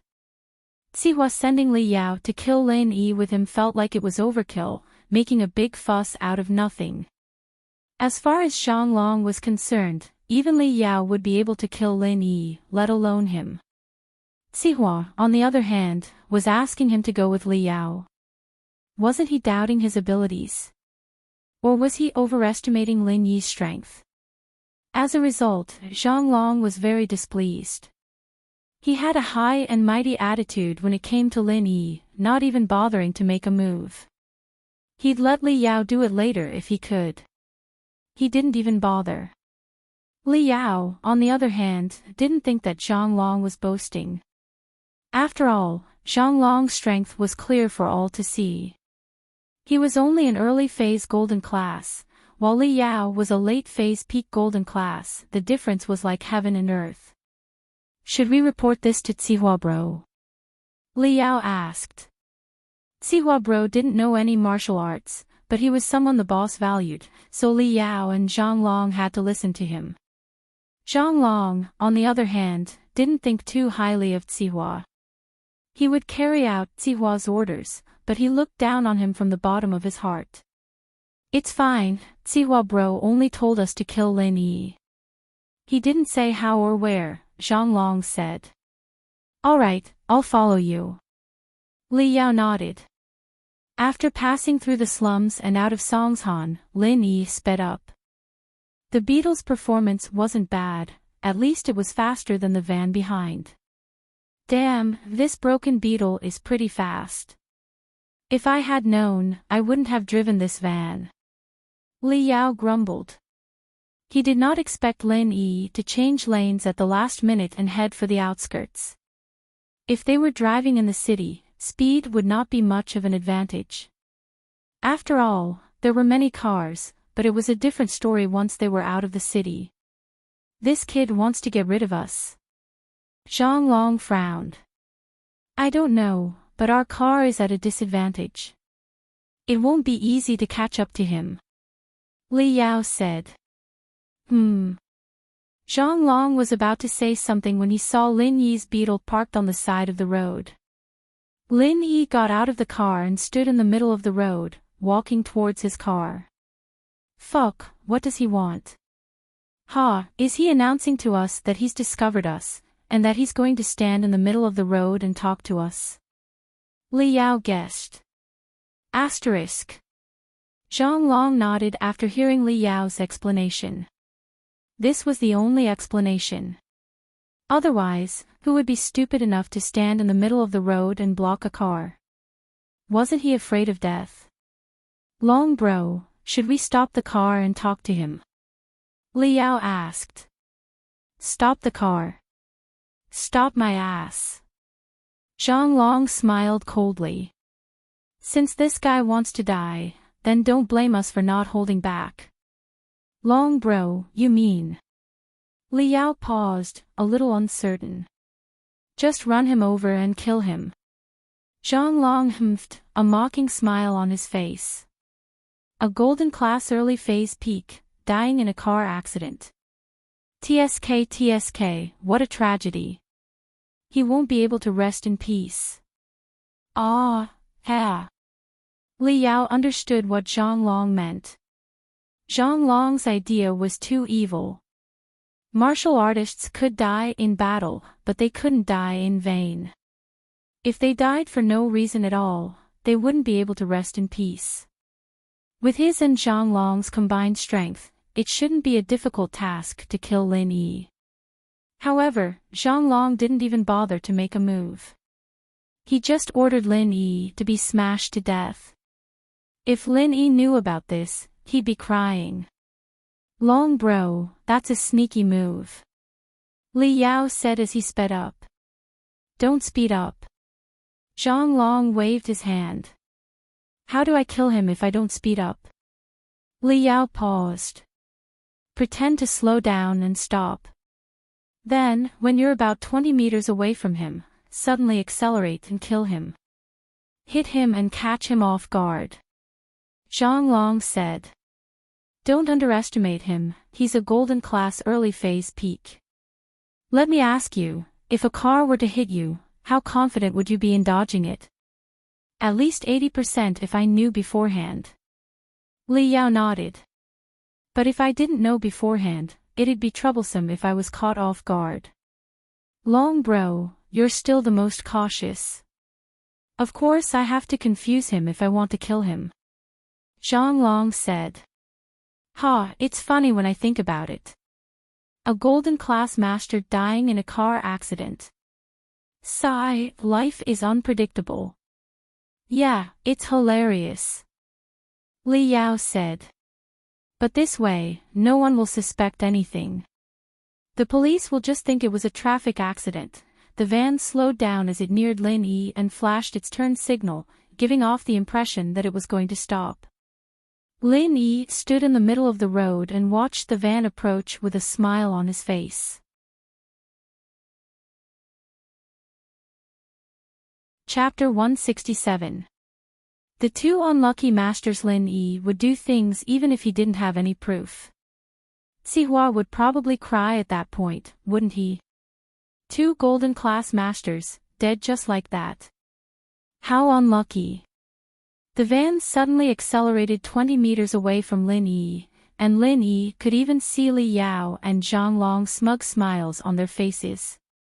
But from Lin Yi's point of view, those smiles were like blooming epiphyllum that would wither in an instant. Ha! Lin Yi smiled as well, but it was a very strange and meaningful one. What's the kid smiling about? Li Yao was a little confused as he stepped harder on the accelerator, but the pedal was already at its limit. There was no point in stepping any further.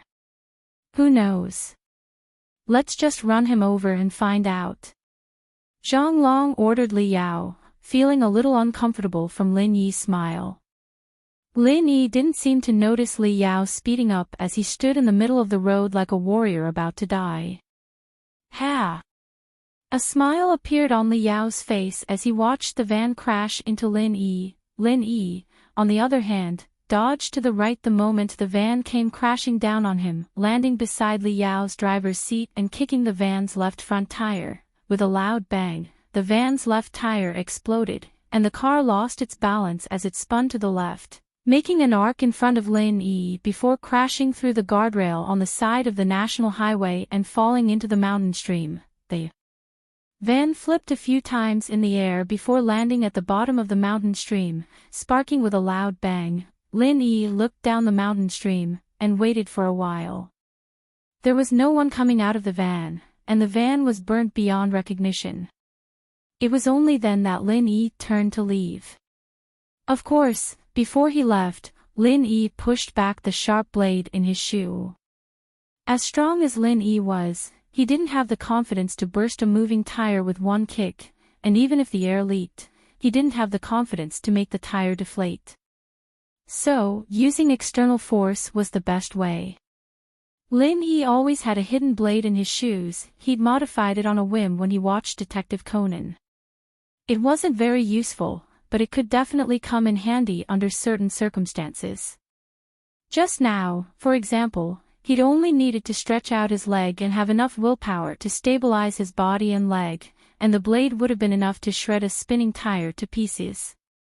Of course, he was the only one who dared to do something as dangerous as this. A normal person would have lost their footing in there. 2 golden class masters, 1 early phase and 1 late phase peak. In Songshan, they'd be considered masters among masters. Wasn't it a little too much to lose their footing? Lin Yi sighed as he looked at the burnt van, shaking his head. He wondered how Zihua would feel if he knew that 2 of his golden class masters had died just like that. The most frustrating thing was that he couldn't prove that he was the one who did it, could he? It looked like a traffic accident. Was this what Zihua meant by a fight between the upper echelons? Even if Zihua knew that he did it, he couldn't prove it without any evidence. But, even if Zihua did find Lin Yi's going to tell him that he didn't know anything, and give Zihua the false impression that the 2 guys had a flat tire and fell off the cliff out of bad luck. It'd be frustrating. Going for wool and coming home shorn. Zihua was the only one who could understand this feeling. Lin Yi turned around and walked to Yushu's beetle. He started the car and drove towards the villa area. This was a national highway with bad roads, and there weren't any streetlights at night. There weren't many cars passing by, and Lin Yi hadn't seen a single car for so long, so he wasn't worried that someone would notice. The lights were still on when Lin Yi got back to the villa. Lin Yi didn't park the car in Yushu's garage, but in Mingyao's yard instead. Lin Yi didn't have a car to drive, so he'd borrow Yushu's car for the time being. She wouldn't object to it, anyway. The villa's gate opened, perhaps due to the sound of the car being parked. It wasn't Meng Yao or Yushu, but Faubert. "Mr. Lin, you're back." Faubert nodded at Lin Yi. "Faubert, you're still here." Lin Yi was a little puzzled. He'd gone to deal with 2 golden class masters, and it had taken him at least an hour to get to the middle of the national highway. Why hadn't Faubert returned yet? Under normal circumstances, Faubert would leave immediately after sending Meng Yao and Yushu to the villa. "Mr. Chu is here too. Please come in, Mr. Lin," Faubert said to Lin Yi. "Oh. Uncle Chu is here too." Lin Yi didn't expect Pingzhan to come to the villa this late at night. Lin Yi followed Faubert into the villa and saw Meng Yao and Yushu sitting on the big sofa with their heads lowered like obedient babies. On the other side of the sofa, Pingzhan was lecturing them about something with a dark face. He only squeezed out a smile when he saw Lin Yi come in. You're back. Please, have a seat." Meng Yao looked at Lin Yi, feeling wronged. Yushu was right. Her father's attitude towards him was too good. It was a little too much. He didn't even treat her like this, scolding her when she came back, but Lin Yi came back with a face full of smiles. If she didn't know her father's character, she would have thought that Lin Yi was his bastard child. If it weren't for Lin Yi, would she have gone to drink in a bad mood? Besides, she didn't even drink a single sip. The difference between her and Lin Yi's treatment was like heaven and earth. She really didn't know what her father was thinking, treating a playboy like this so well. If she told her father about how he hooked up with other girls at school and in the bar, would her father still treat him like this? Of course, Meng Yao was just thinking about it. She couldn't say it out loud, and she was too embarrassed to say it out loud. "Lin Yi, you've worked hard. It's all thanks to you tonight." Pingzhan smiled at Lin Yi. "It's nothing, Uncle Chu." Lin Yi smiled. "I didn't do anything, actually. These 2 kids just don't listen. Old Chin gave his daughter to me, and I didn't take good care of her. She went out with Yao Yao to cause trouble. Pingzhan said. If it weren't for you, who knows what would have happened.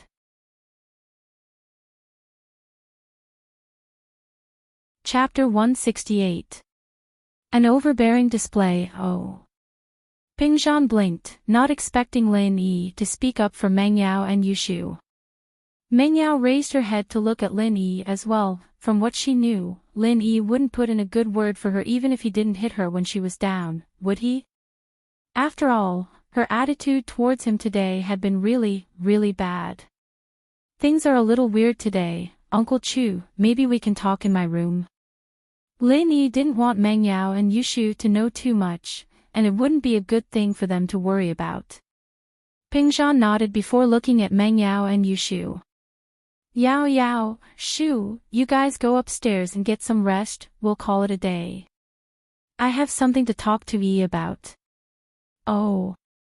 Meng Yao wasn't someone who didn't understand things. She could tell from Lin Yi's tone that Lin Yi had discovered something at the bar, probably something related to her father's competitor. Thinking back to Lin Yi's weird behavior at the bar, Meng Yao understood as well, the person who'd been targeting her and Yushu earlier was probably doing it on purpose. Meng Yao pulled Yushu upstairs, and Lin Yi sat on the sofa Meng Yao and Yushu had been sitting on earlier. Lin Yi, what's up? Pingzhan gestured at Lin Yi. Uncle Chu, have you heard of this Li Zihua? Lin Yi didn't need to beat around the bush with Pingzhan. Li Zihua. Pingzhan frowned. I know him, Safflower Real Estate, one of Pingzhan Industries' main competitors in Songshan. Ah, he's the one who did the bank kidnapping. Lin Yi said. Him. A shocked expression appeared on Pingzhan's face. We're competitors, but we have connections in the city. Normally, we'd split the projects 50-50. What's the point of kidnapping Yao Yao? According to him, there's someone behind him, and he's just one of the stakeholders. He should have partners, Lin Yi said. Pingzhan had heard that there was someone behind Zihua, but he didn't know who it was. In just over a decade, a person who had been released from prison managed to prosper and establish Safflower Holdings from scratch. There were also several hotels, bars, entertainment centers, and other industries under it. Such a scale was not something that could be achieved through hard work alone. Zihua, however, was only released in the late 90s, and only entered the real estate business 2,000 years ago. Without a strong backer and support, the company wouldn't be what it was today. Zihua, on the other hand, was only released in the late 90s, and only entered the real estate business 2,000 years ago. How did you find out about this? Pingzhan fell into deep thought. What Lin Yi had told him today was too shocking. He'd thought that the kidnapper was just one of the shareholders in the company, and he'd already had a suspect in mind, but now it seemed that there was more to it than meets the eye. Zihua told me that himself, Lin Yi said. He told you that himself? Pingzhan was in disbelief. He wants to rope me in, get me to work for him, or work as a spy for Miss Chu. Lin Yi said. Pingzhan nodded, not asking if Lin Yi had agreed to Zihua's suggestion. Since Lin Yi was telling him about it, it meant that Lin Yi had rejected Zihua's suggestion. I didn't think that he'd set his eyes on Pingzhan Industries as well. Pingzhan sighed deeply. I thought it was just an internal conflict, and I didn't do anything about it out of consideration for my father. But some people have started colluding with outsiders to attack Pingzhan Industries. I didn't expect it to be this complicated. Pingzhan's words were filled with helplessness and sorrow. Lin Yi could sense it, and he understood how he was feeling. He'd said it before, that most of the shareholders were the sons and nephews of Elder Chu's right-hand men. Do you need me to do anything? Lin Yi raised his head to look at Pingzhan. Zihua's background is very complicated, and he walks the line between black and white. I don't want to make him my enemy if it's not necessary, Pingzhan said helplessly. It looks like we'll have to start from within the company. Lil Yi, just protect Yao Yao and Shu.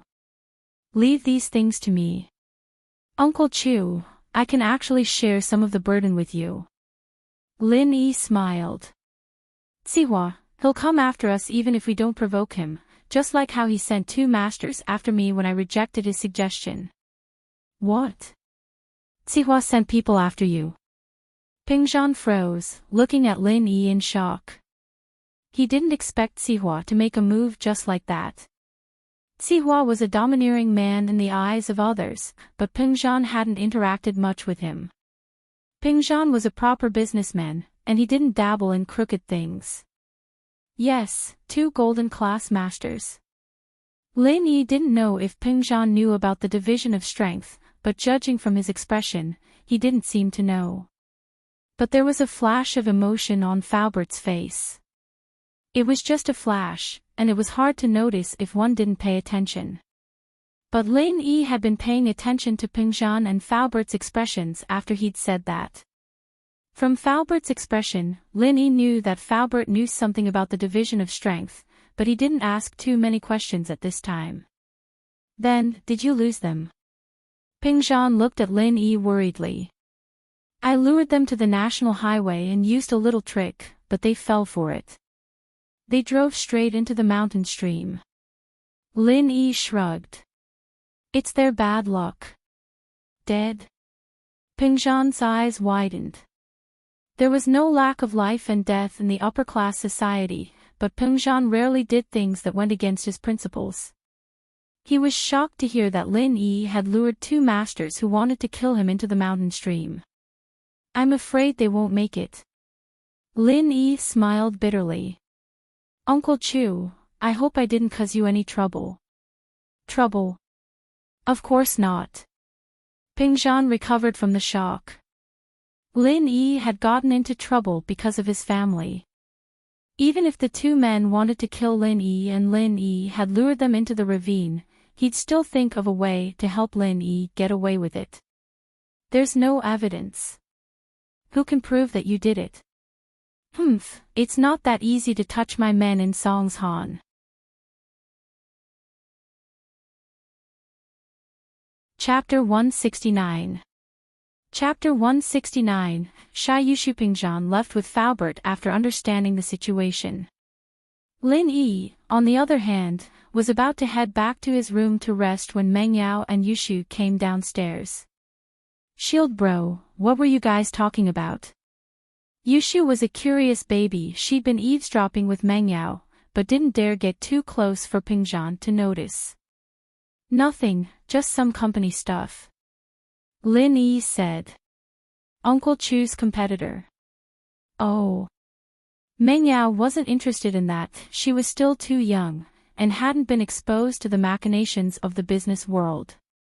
She was still a naive person. What she cared about was the real reason her dad had sent Lin Yi over to her. She wasn't interested since it wasn't related to that.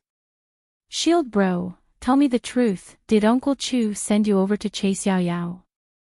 Yushu didn't quite believe that Pingzhan and Lin Yi were only talking about company stuff. Wah.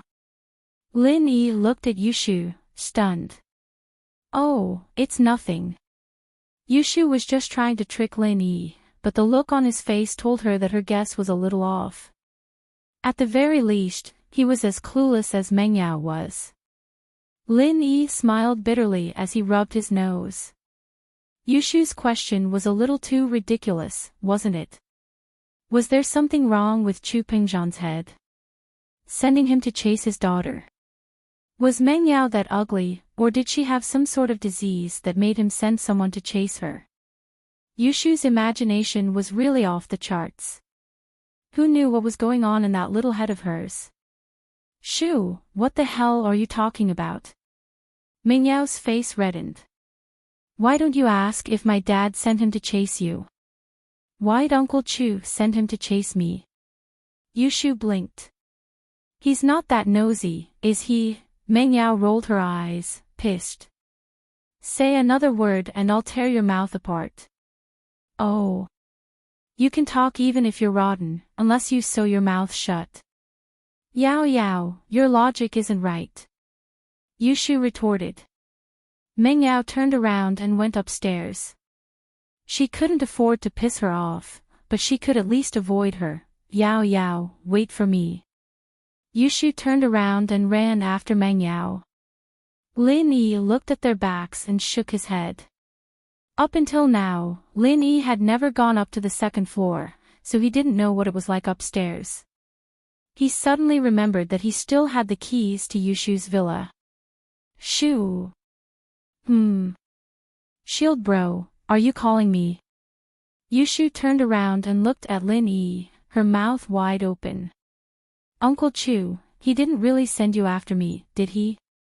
Lin Yi almost fainted. I'm here to return your villa keys. Oh, the keys. Yushu was a little embarrassed. Ha, I was just joking, I know. Lin Yi nodded. When had Yushu ever told the truth? 9 out of 10 of her words were always jokes. Hee, that's good. Yushu breathed out in relief, her face a little flushed. She didn't know why she'd blurted out something like that, but it was lucky that she'd always put on a weird and crazy persona. It'd be so embarrassing if someone found out that she'd said the truth. Right, can I borrow the car for a few days? It'll be inconvenient for me to go out with you guys. Lin Yi asked. Go ahead, I'm not driving it anyway. Yushu said with a wave of her hand. I'll leave the villa keys with you. Don't you want a computer? Go get it when you're free. I'm sleepy, I'm going to bed. Bye-bye. Yushu felt that her face must be very red right now, like a crab with a fever. It was like a TV commercial from many years ago. What's wrong, bro? You got cooked? In fact, Yushu's face wasn't that obvious under the dim lights on the second floor, and Lin Yi didn't pay too much attention to it. Okay, I'll go get the computer tomorrow. Tang Yun and Xinwen walked out of the school with people pointing at them. Tang Yun was a little gloomy as she felt countless eyes staring at her from behind. Lin Yi, I'm so pissed. Tang Yun thought. Yun, I'll go back first. Xinwen and Tang Yun lived very close, but Tang Yun had to go to her mother's barbecue stall every night, so they didn't go home together. Okay, then be careful on your way back. Go visit Fun when you're free. Her emotions haven't been very stable these days. She didn't say anything when I went to her house during the weekend. Tang Yun said. Okay, I'll go visit her in a bit. Xinwen nodded. Tang Yun walked to the food street behind the school alone. Her mother was preparing to barbecue, and Tang Yun pouted as she took out the barbecue recipe Lin Yi gave her. Here, this is the recipe. Oh. You got the recipe. Mrs. Tang's face lit up as she took the recipe happily. In fact, after what Lin Yi said yesterday, Mrs. Tang wasn't sure if Lin Yi would really give her the recipe or not. After all, he might just be saying it casually. But she didn't think that Tang Yun would really bring it back today. This meant that the barbecue stall's business was going to be booming. Mrs. Tang was naturally happy. Did you thank him? Thank you. Tang Yun curled her lips. Thank him. Thank him for the love letter. Let the whole school know about it. Kid, did you thank him or not? Mrs. Tang shook her head helplessly. She knew that Tang Yun probably didn't thank Lin Yi just by looking at Tang Yun's expression. Her daughter was good at everything, but her personality was a bit arrogant and virtuous. If she'd been born in a rich family, that would have been great, but in this family. Mrs. Tang sighed inwardly. Tang Yun would understand the hardships of life when she was her age. Wasn't she as arrogant as her daughter? But the bitterness of life had worn away her edge, and made her into a profiteer. I already said thank you, so thank you.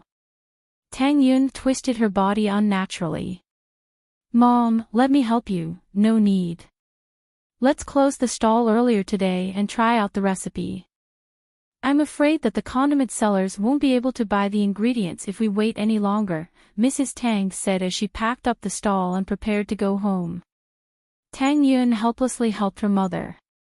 Why did her mother trust Lin Yi so much? What if this guy just wrote a random recipe? When the time came, it would taste terrible and waste the ingredients. Chapter 170. Chapter 170. Tang Yun's family. Tang Yun went to the supermarket with her mother to buy condiments on the way home. It was just a test, so there was no need to go to the wholesale market. It wouldn't be too late to buy in bulk once the experiment was successful. Mrs. Tang excitedly started to marinate chicken wings and meat skewers according to Lin Yi's recipe. She even hummed a little tune as she looked forward to the future. If the barbecue stall's business could get better, the family's financial situation could be solved as well. Perhaps they'd be able to save enough money for her lover's surgery in the second half of the year. Even Tang Juqing, who was lying on the bed, found it strange that his wife was so happy today. Yin's mom, what's up with you today? Did something good happen? Tang Juqing lay in bed all day, bored out of his mind. He couldn't help his lover even if he wanted to, and there was nothing he could do other than sleep. Yin Her's classmate gave me a barbecue recipe. If we can make it, our business will definitely be booming. Mrs. Tang said as she placed the marinated chicken wings and meat skewers into the fridge to freeze. Are you serious? That's great. Tang Juqing was happy to hear his wife's words. If it really works, then we'll have to thank that classmate. Your precious daughter is so noble and virtuous. That guy has feelings for her, but she ignored him. What a disgrace. Mrs. Tang was a little angry. If she finds someone like you in the future, let's see how she's going to survive. Mrs. Tang's words were harsh, but Juqing wasn't annoyed. He'd been lying in bed for half a year, and he'd understood everything. It was because of his incompetence that he dragged the two of them down. If he'd had some savings, he wouldn't have ended up like this. His wife's unwillingness to leave him made Juqing feel guilty. At the same time, he hoped that his daughter wouldn't have to suffer like this in the future. This wasn't the life of a normal person. However, his wife's words worried Tang Juqing. Is he the son of a rich family? Don't be like Xiaofen's boyfriend, just playing around. I don't think so. Mrs. Tang said. That kid doesn't have the aura of a spoiled brat at all. I think he'll be good to our Yin. The house wasn't big, and Tang Yun could hear her parents' conversation clearly. She was a little annoyed, wondering why her mother thought so highly of Lin Yi. This guy was bad, but didn't he have the air of a playboy? Sending Pin Liang flying with one kick. Was that considered a playboy? Tang Yin couldn't even focus on her studies with Lin Yi in mind. She'd only been reading for a while before getting irritated. She stood up and walked out of her room to see that her mother had already marinated the barbecue meat and was about to try it out. Mom, can I help you? Tang Yun couldn't read anymore. She needed something to do. Then can you skewer some chicken wings for me? I'll start the fire. Mrs. Tang put the bamboo skewers aside and went to start the fire. Oh. Tang Yun went to help her mother put the skewers on. She didn't know if it tasted good, but it smelled good. After a few skewers, Mrs. Tang started the fire. Tang Yun put the chicken wings on the barbecue rack and helped her mother fan the fire. It wasn't long before the aroma hit her face. Even Tang Yun, who didn't like meat, couldn't help but salivate. It seemed that Lin Yi wasn't lying. Tang Juqing smelled the aroma as well. Yin's mom, this smells good. What? Are you hungry? Mrs. Tang hadn't tried it yet, but the aroma alone was enough to tell that it was good. If they roasted it in front of the school or at the food street, there would be a lot of customers. It'll be ready soon. You can try it first. Tang Juqing was a little embarrassed. He was lying on the bed and couldn't do anything. The mother and daughter had good food, but they gave it to him first. This made Tang Juqing feel very useless. If it wasn't for his deep relationship with his wife, Tang Juqing knew that if anything happened to him, his wife would be very sad. He wanted to commit suicide. Don't be fooled by his wife's usual complaints, saying that she had made the wrong choice back then. However, she was still busy every day for the sake of the family, taking care of the family in good order. Ian, give this chicken wing to your dad to try. Mrs. Tang passed a grilled chicken wing to Tang Yin, asking her to give it to Tang Juqing. Tang Yun took the chicken wing and swallowed her saliva as she looked at the golden chicken wing. It smelled so good.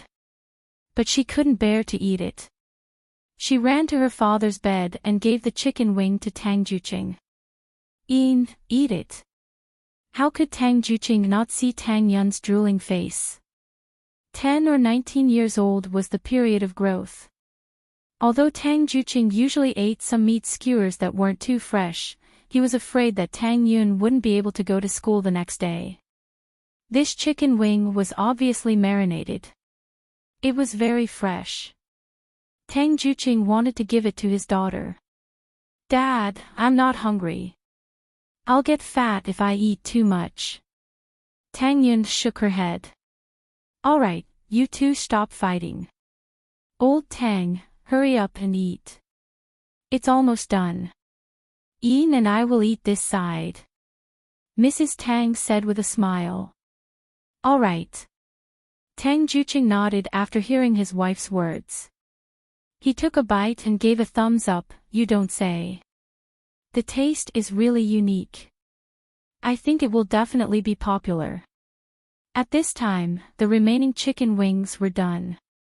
Mrs. Tang gave Tang Yun a skewer and took one for herself.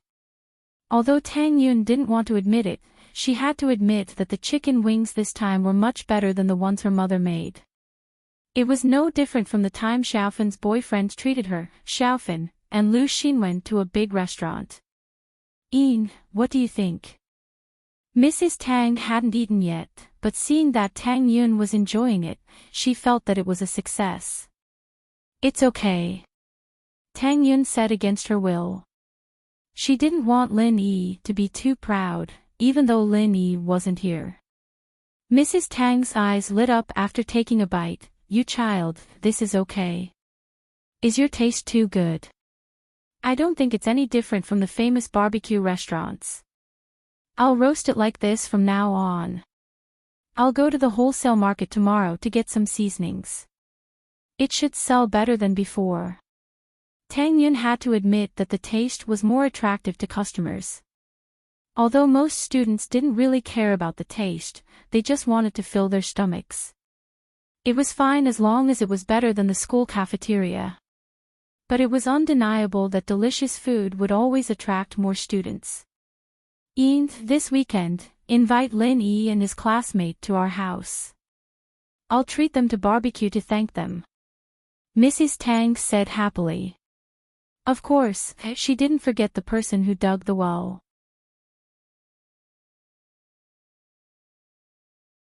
Chapter 171. Chapter 171. Threats. Lin Yi was woken up by a ringtone early in the morning.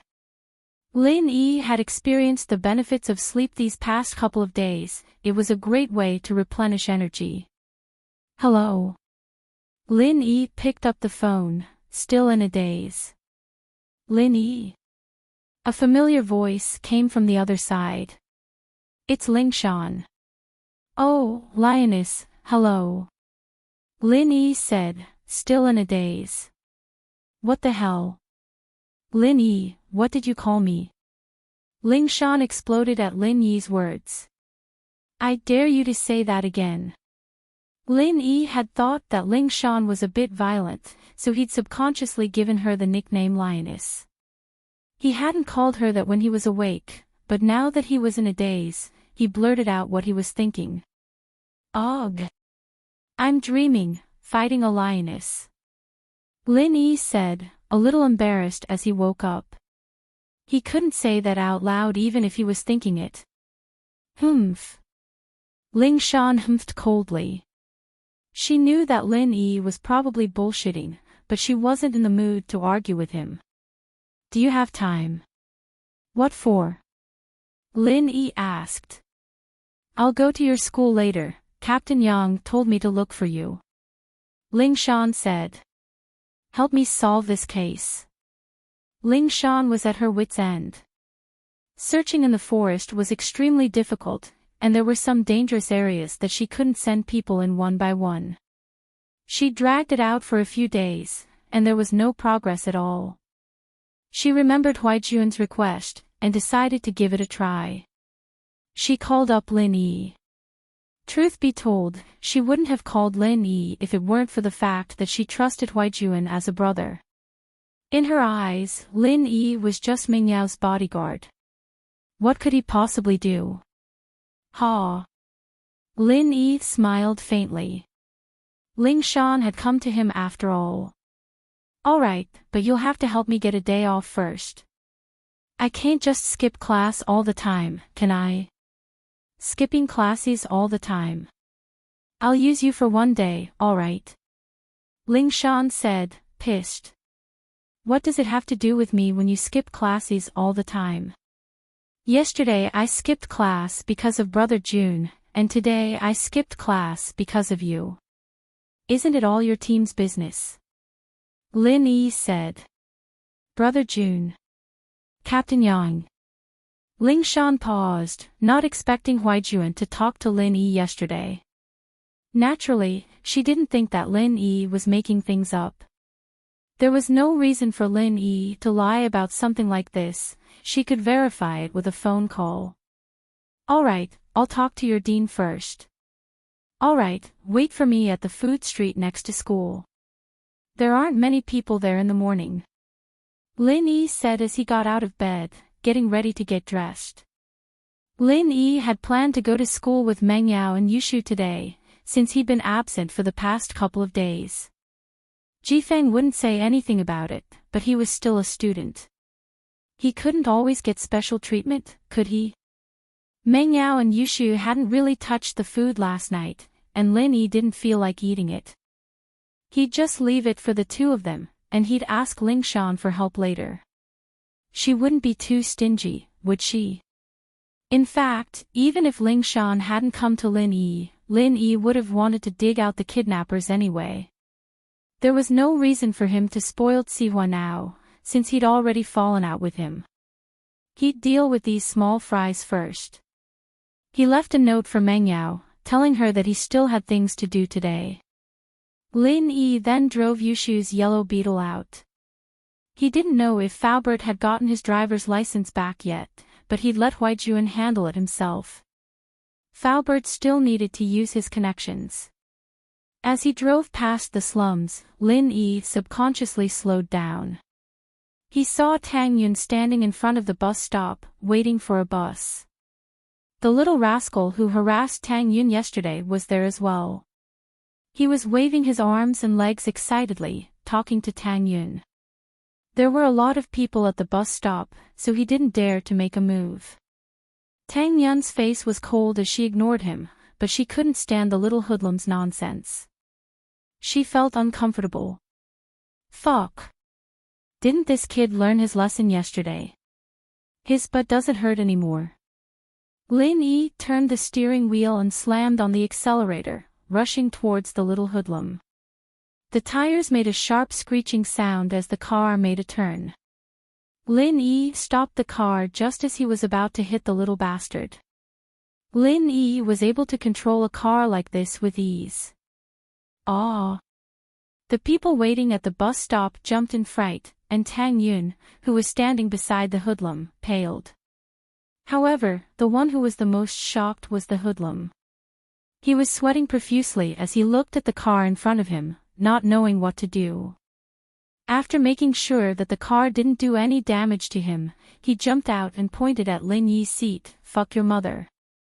Do you know how to drive? Do you have eyes growing on you? Get out of the car. Do you want to die? The little hoodlum's arrogant nature was showing again.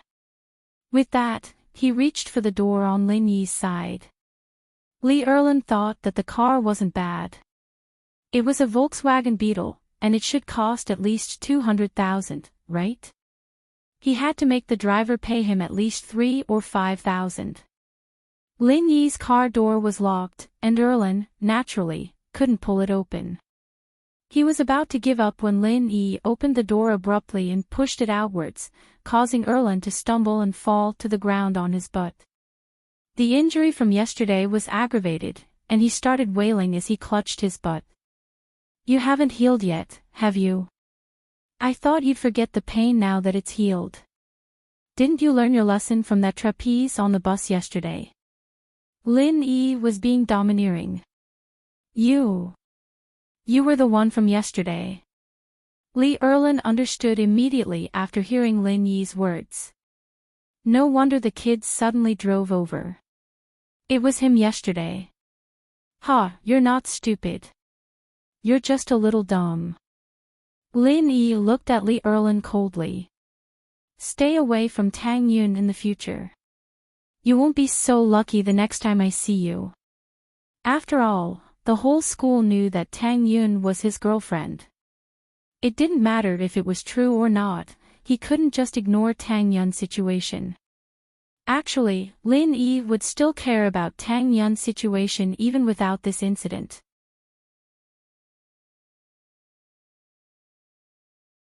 Chapter 172. Rumors confirmed Tang Yun's face paled at Erland's words. She lowered her head and gritted her teeth. A murderous glint flashed in Lin Yi's eyes.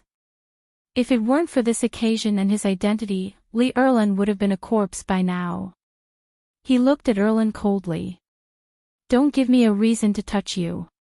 Take care." With that, Lin Yi grabbed Tang Yun's hand. "Get in the car." "Aw. Okay."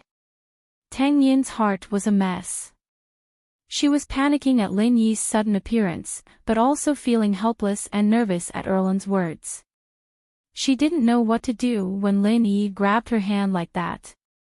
She didn't even think about resisting before getting pushed into the passenger seat by Lin Yi. Lin Yi got in the car and drove off after helping Tang Yun settle down.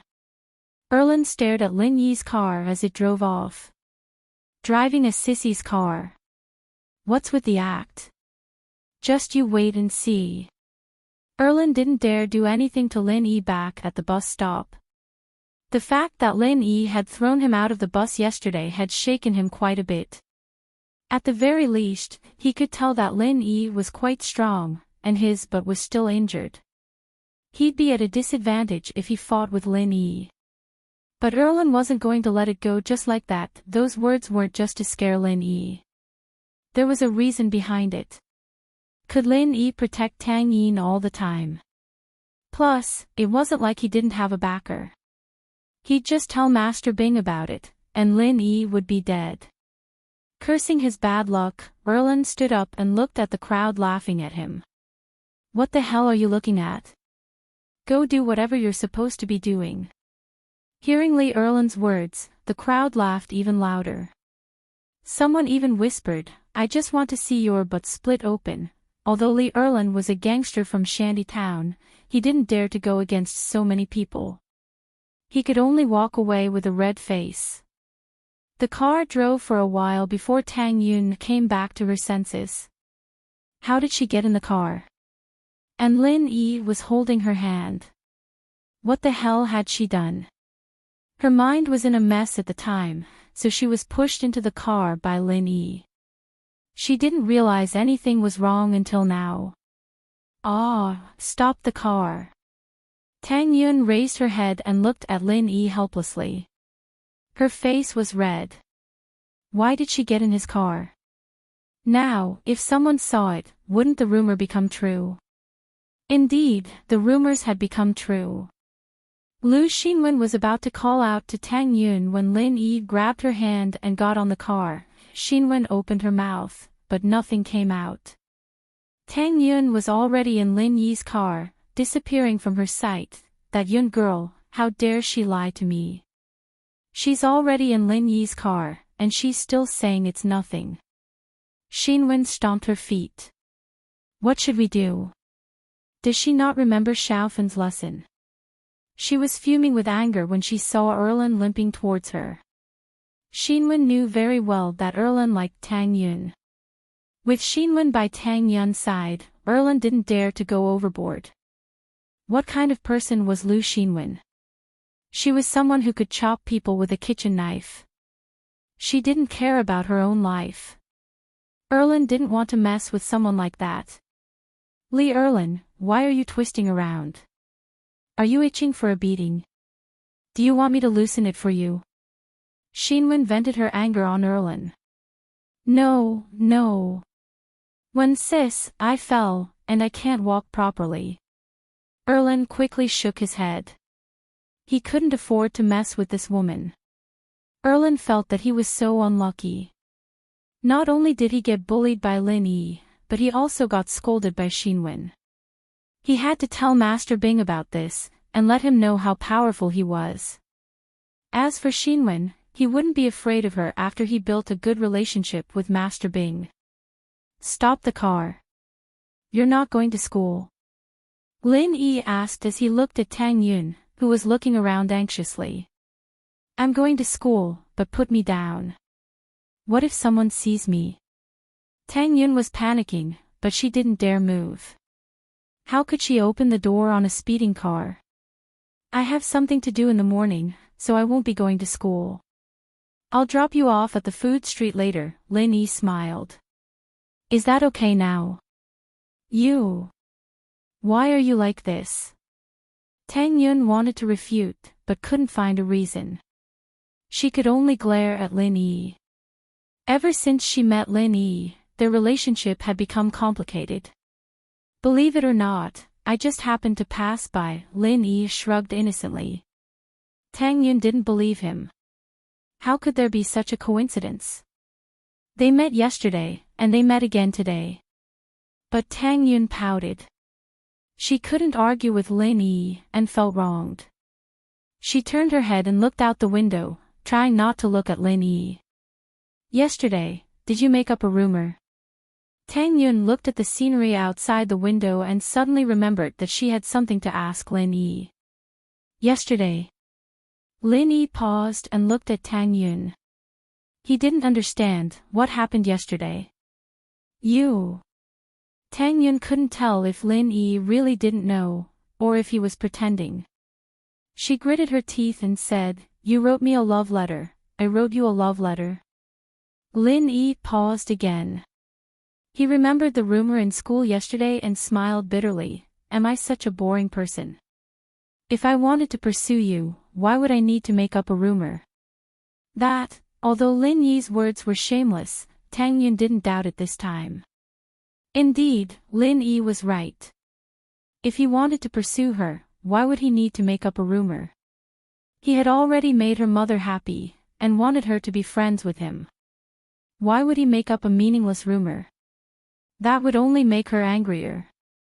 Maybe someone saw it and misunderstood. Lin Yi thought to himself. My little aunt, I'm crazy to make up a rumor. There are 2 misses at home, and I even lost my temper last night. Oh. Tang Yun replied pitifully. She pouted, then next time. Don't always look for me. Or else, people will think that it's true. It's really a coincidence. Lin Yi was helpless. How could he explain this? Every time was a coincidence. Tang Yun ignored him and sat there quietly with her hand under her chin.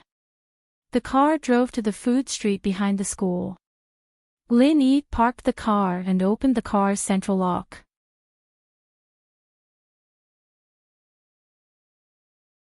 Chapter 173. Guaranteed to be genuine. Tang Yun turned around helplessly to look at Lin Yi. My mom wants you to bring a friend to my house this weekend. Ha! Go to your house this weekend. Lin Yi blinked. What for? I don't know. Tang Yun said subconsciously. She was afraid that Lin Yi would come to her class and ask her for more details. My mom wants you guys to have barbecue.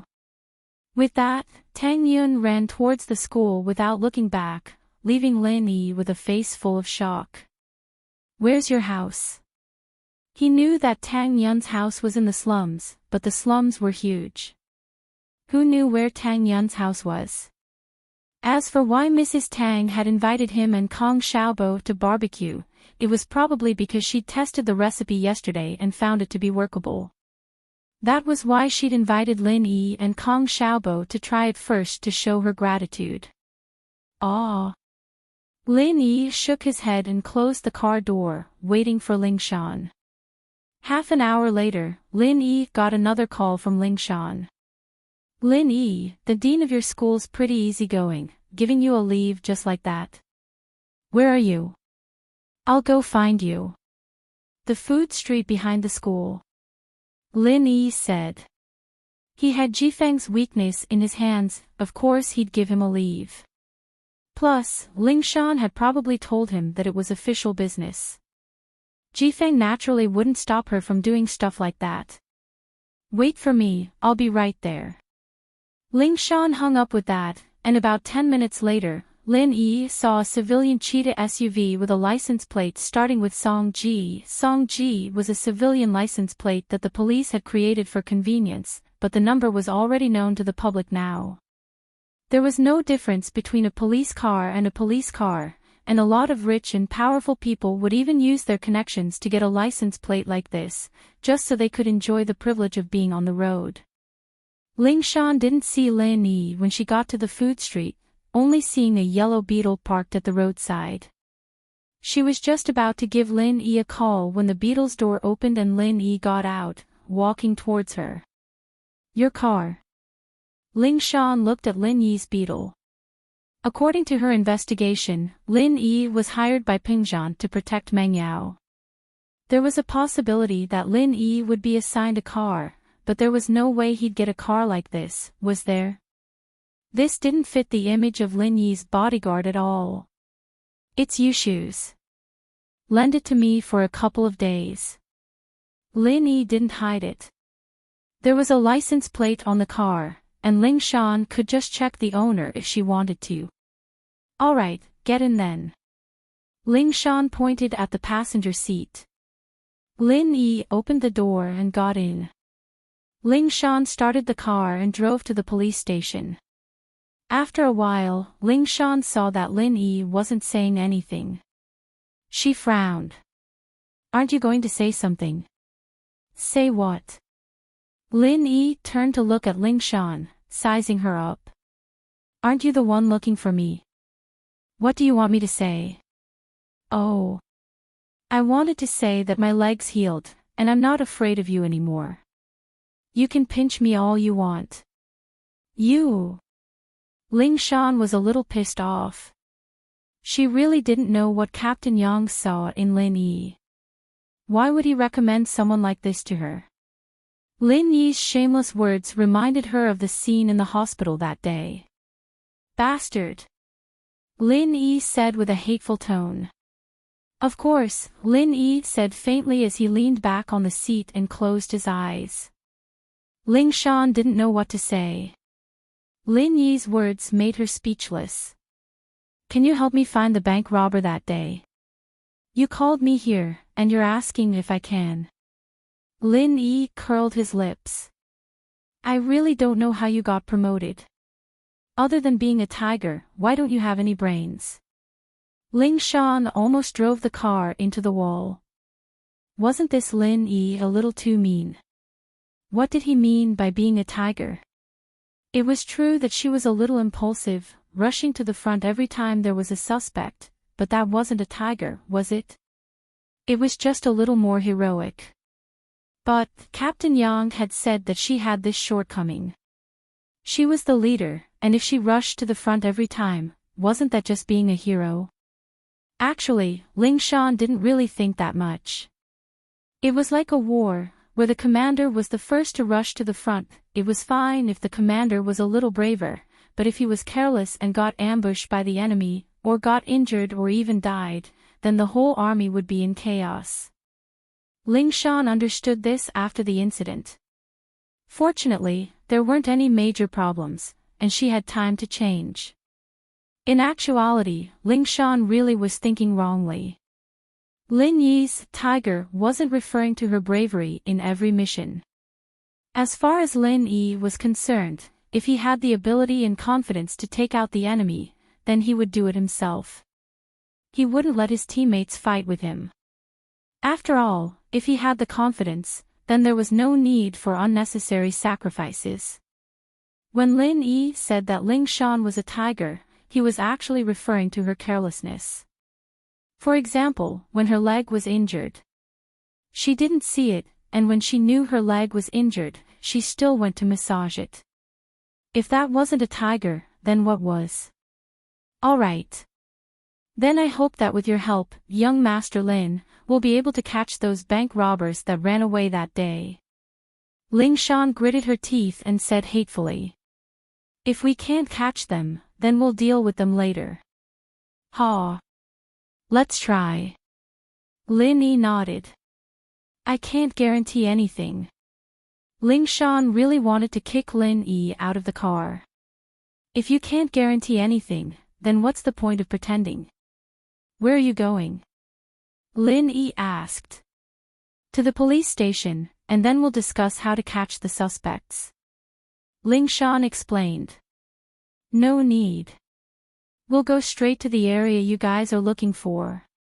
Lin Yi shook his head. He knew his strength the best, and discussing wasn't going to work. If those people were really in the area, he'd be able to sense them. If they weren't, then there was no point in discussing. Wah. Ling Shan blinked. Just the two of us.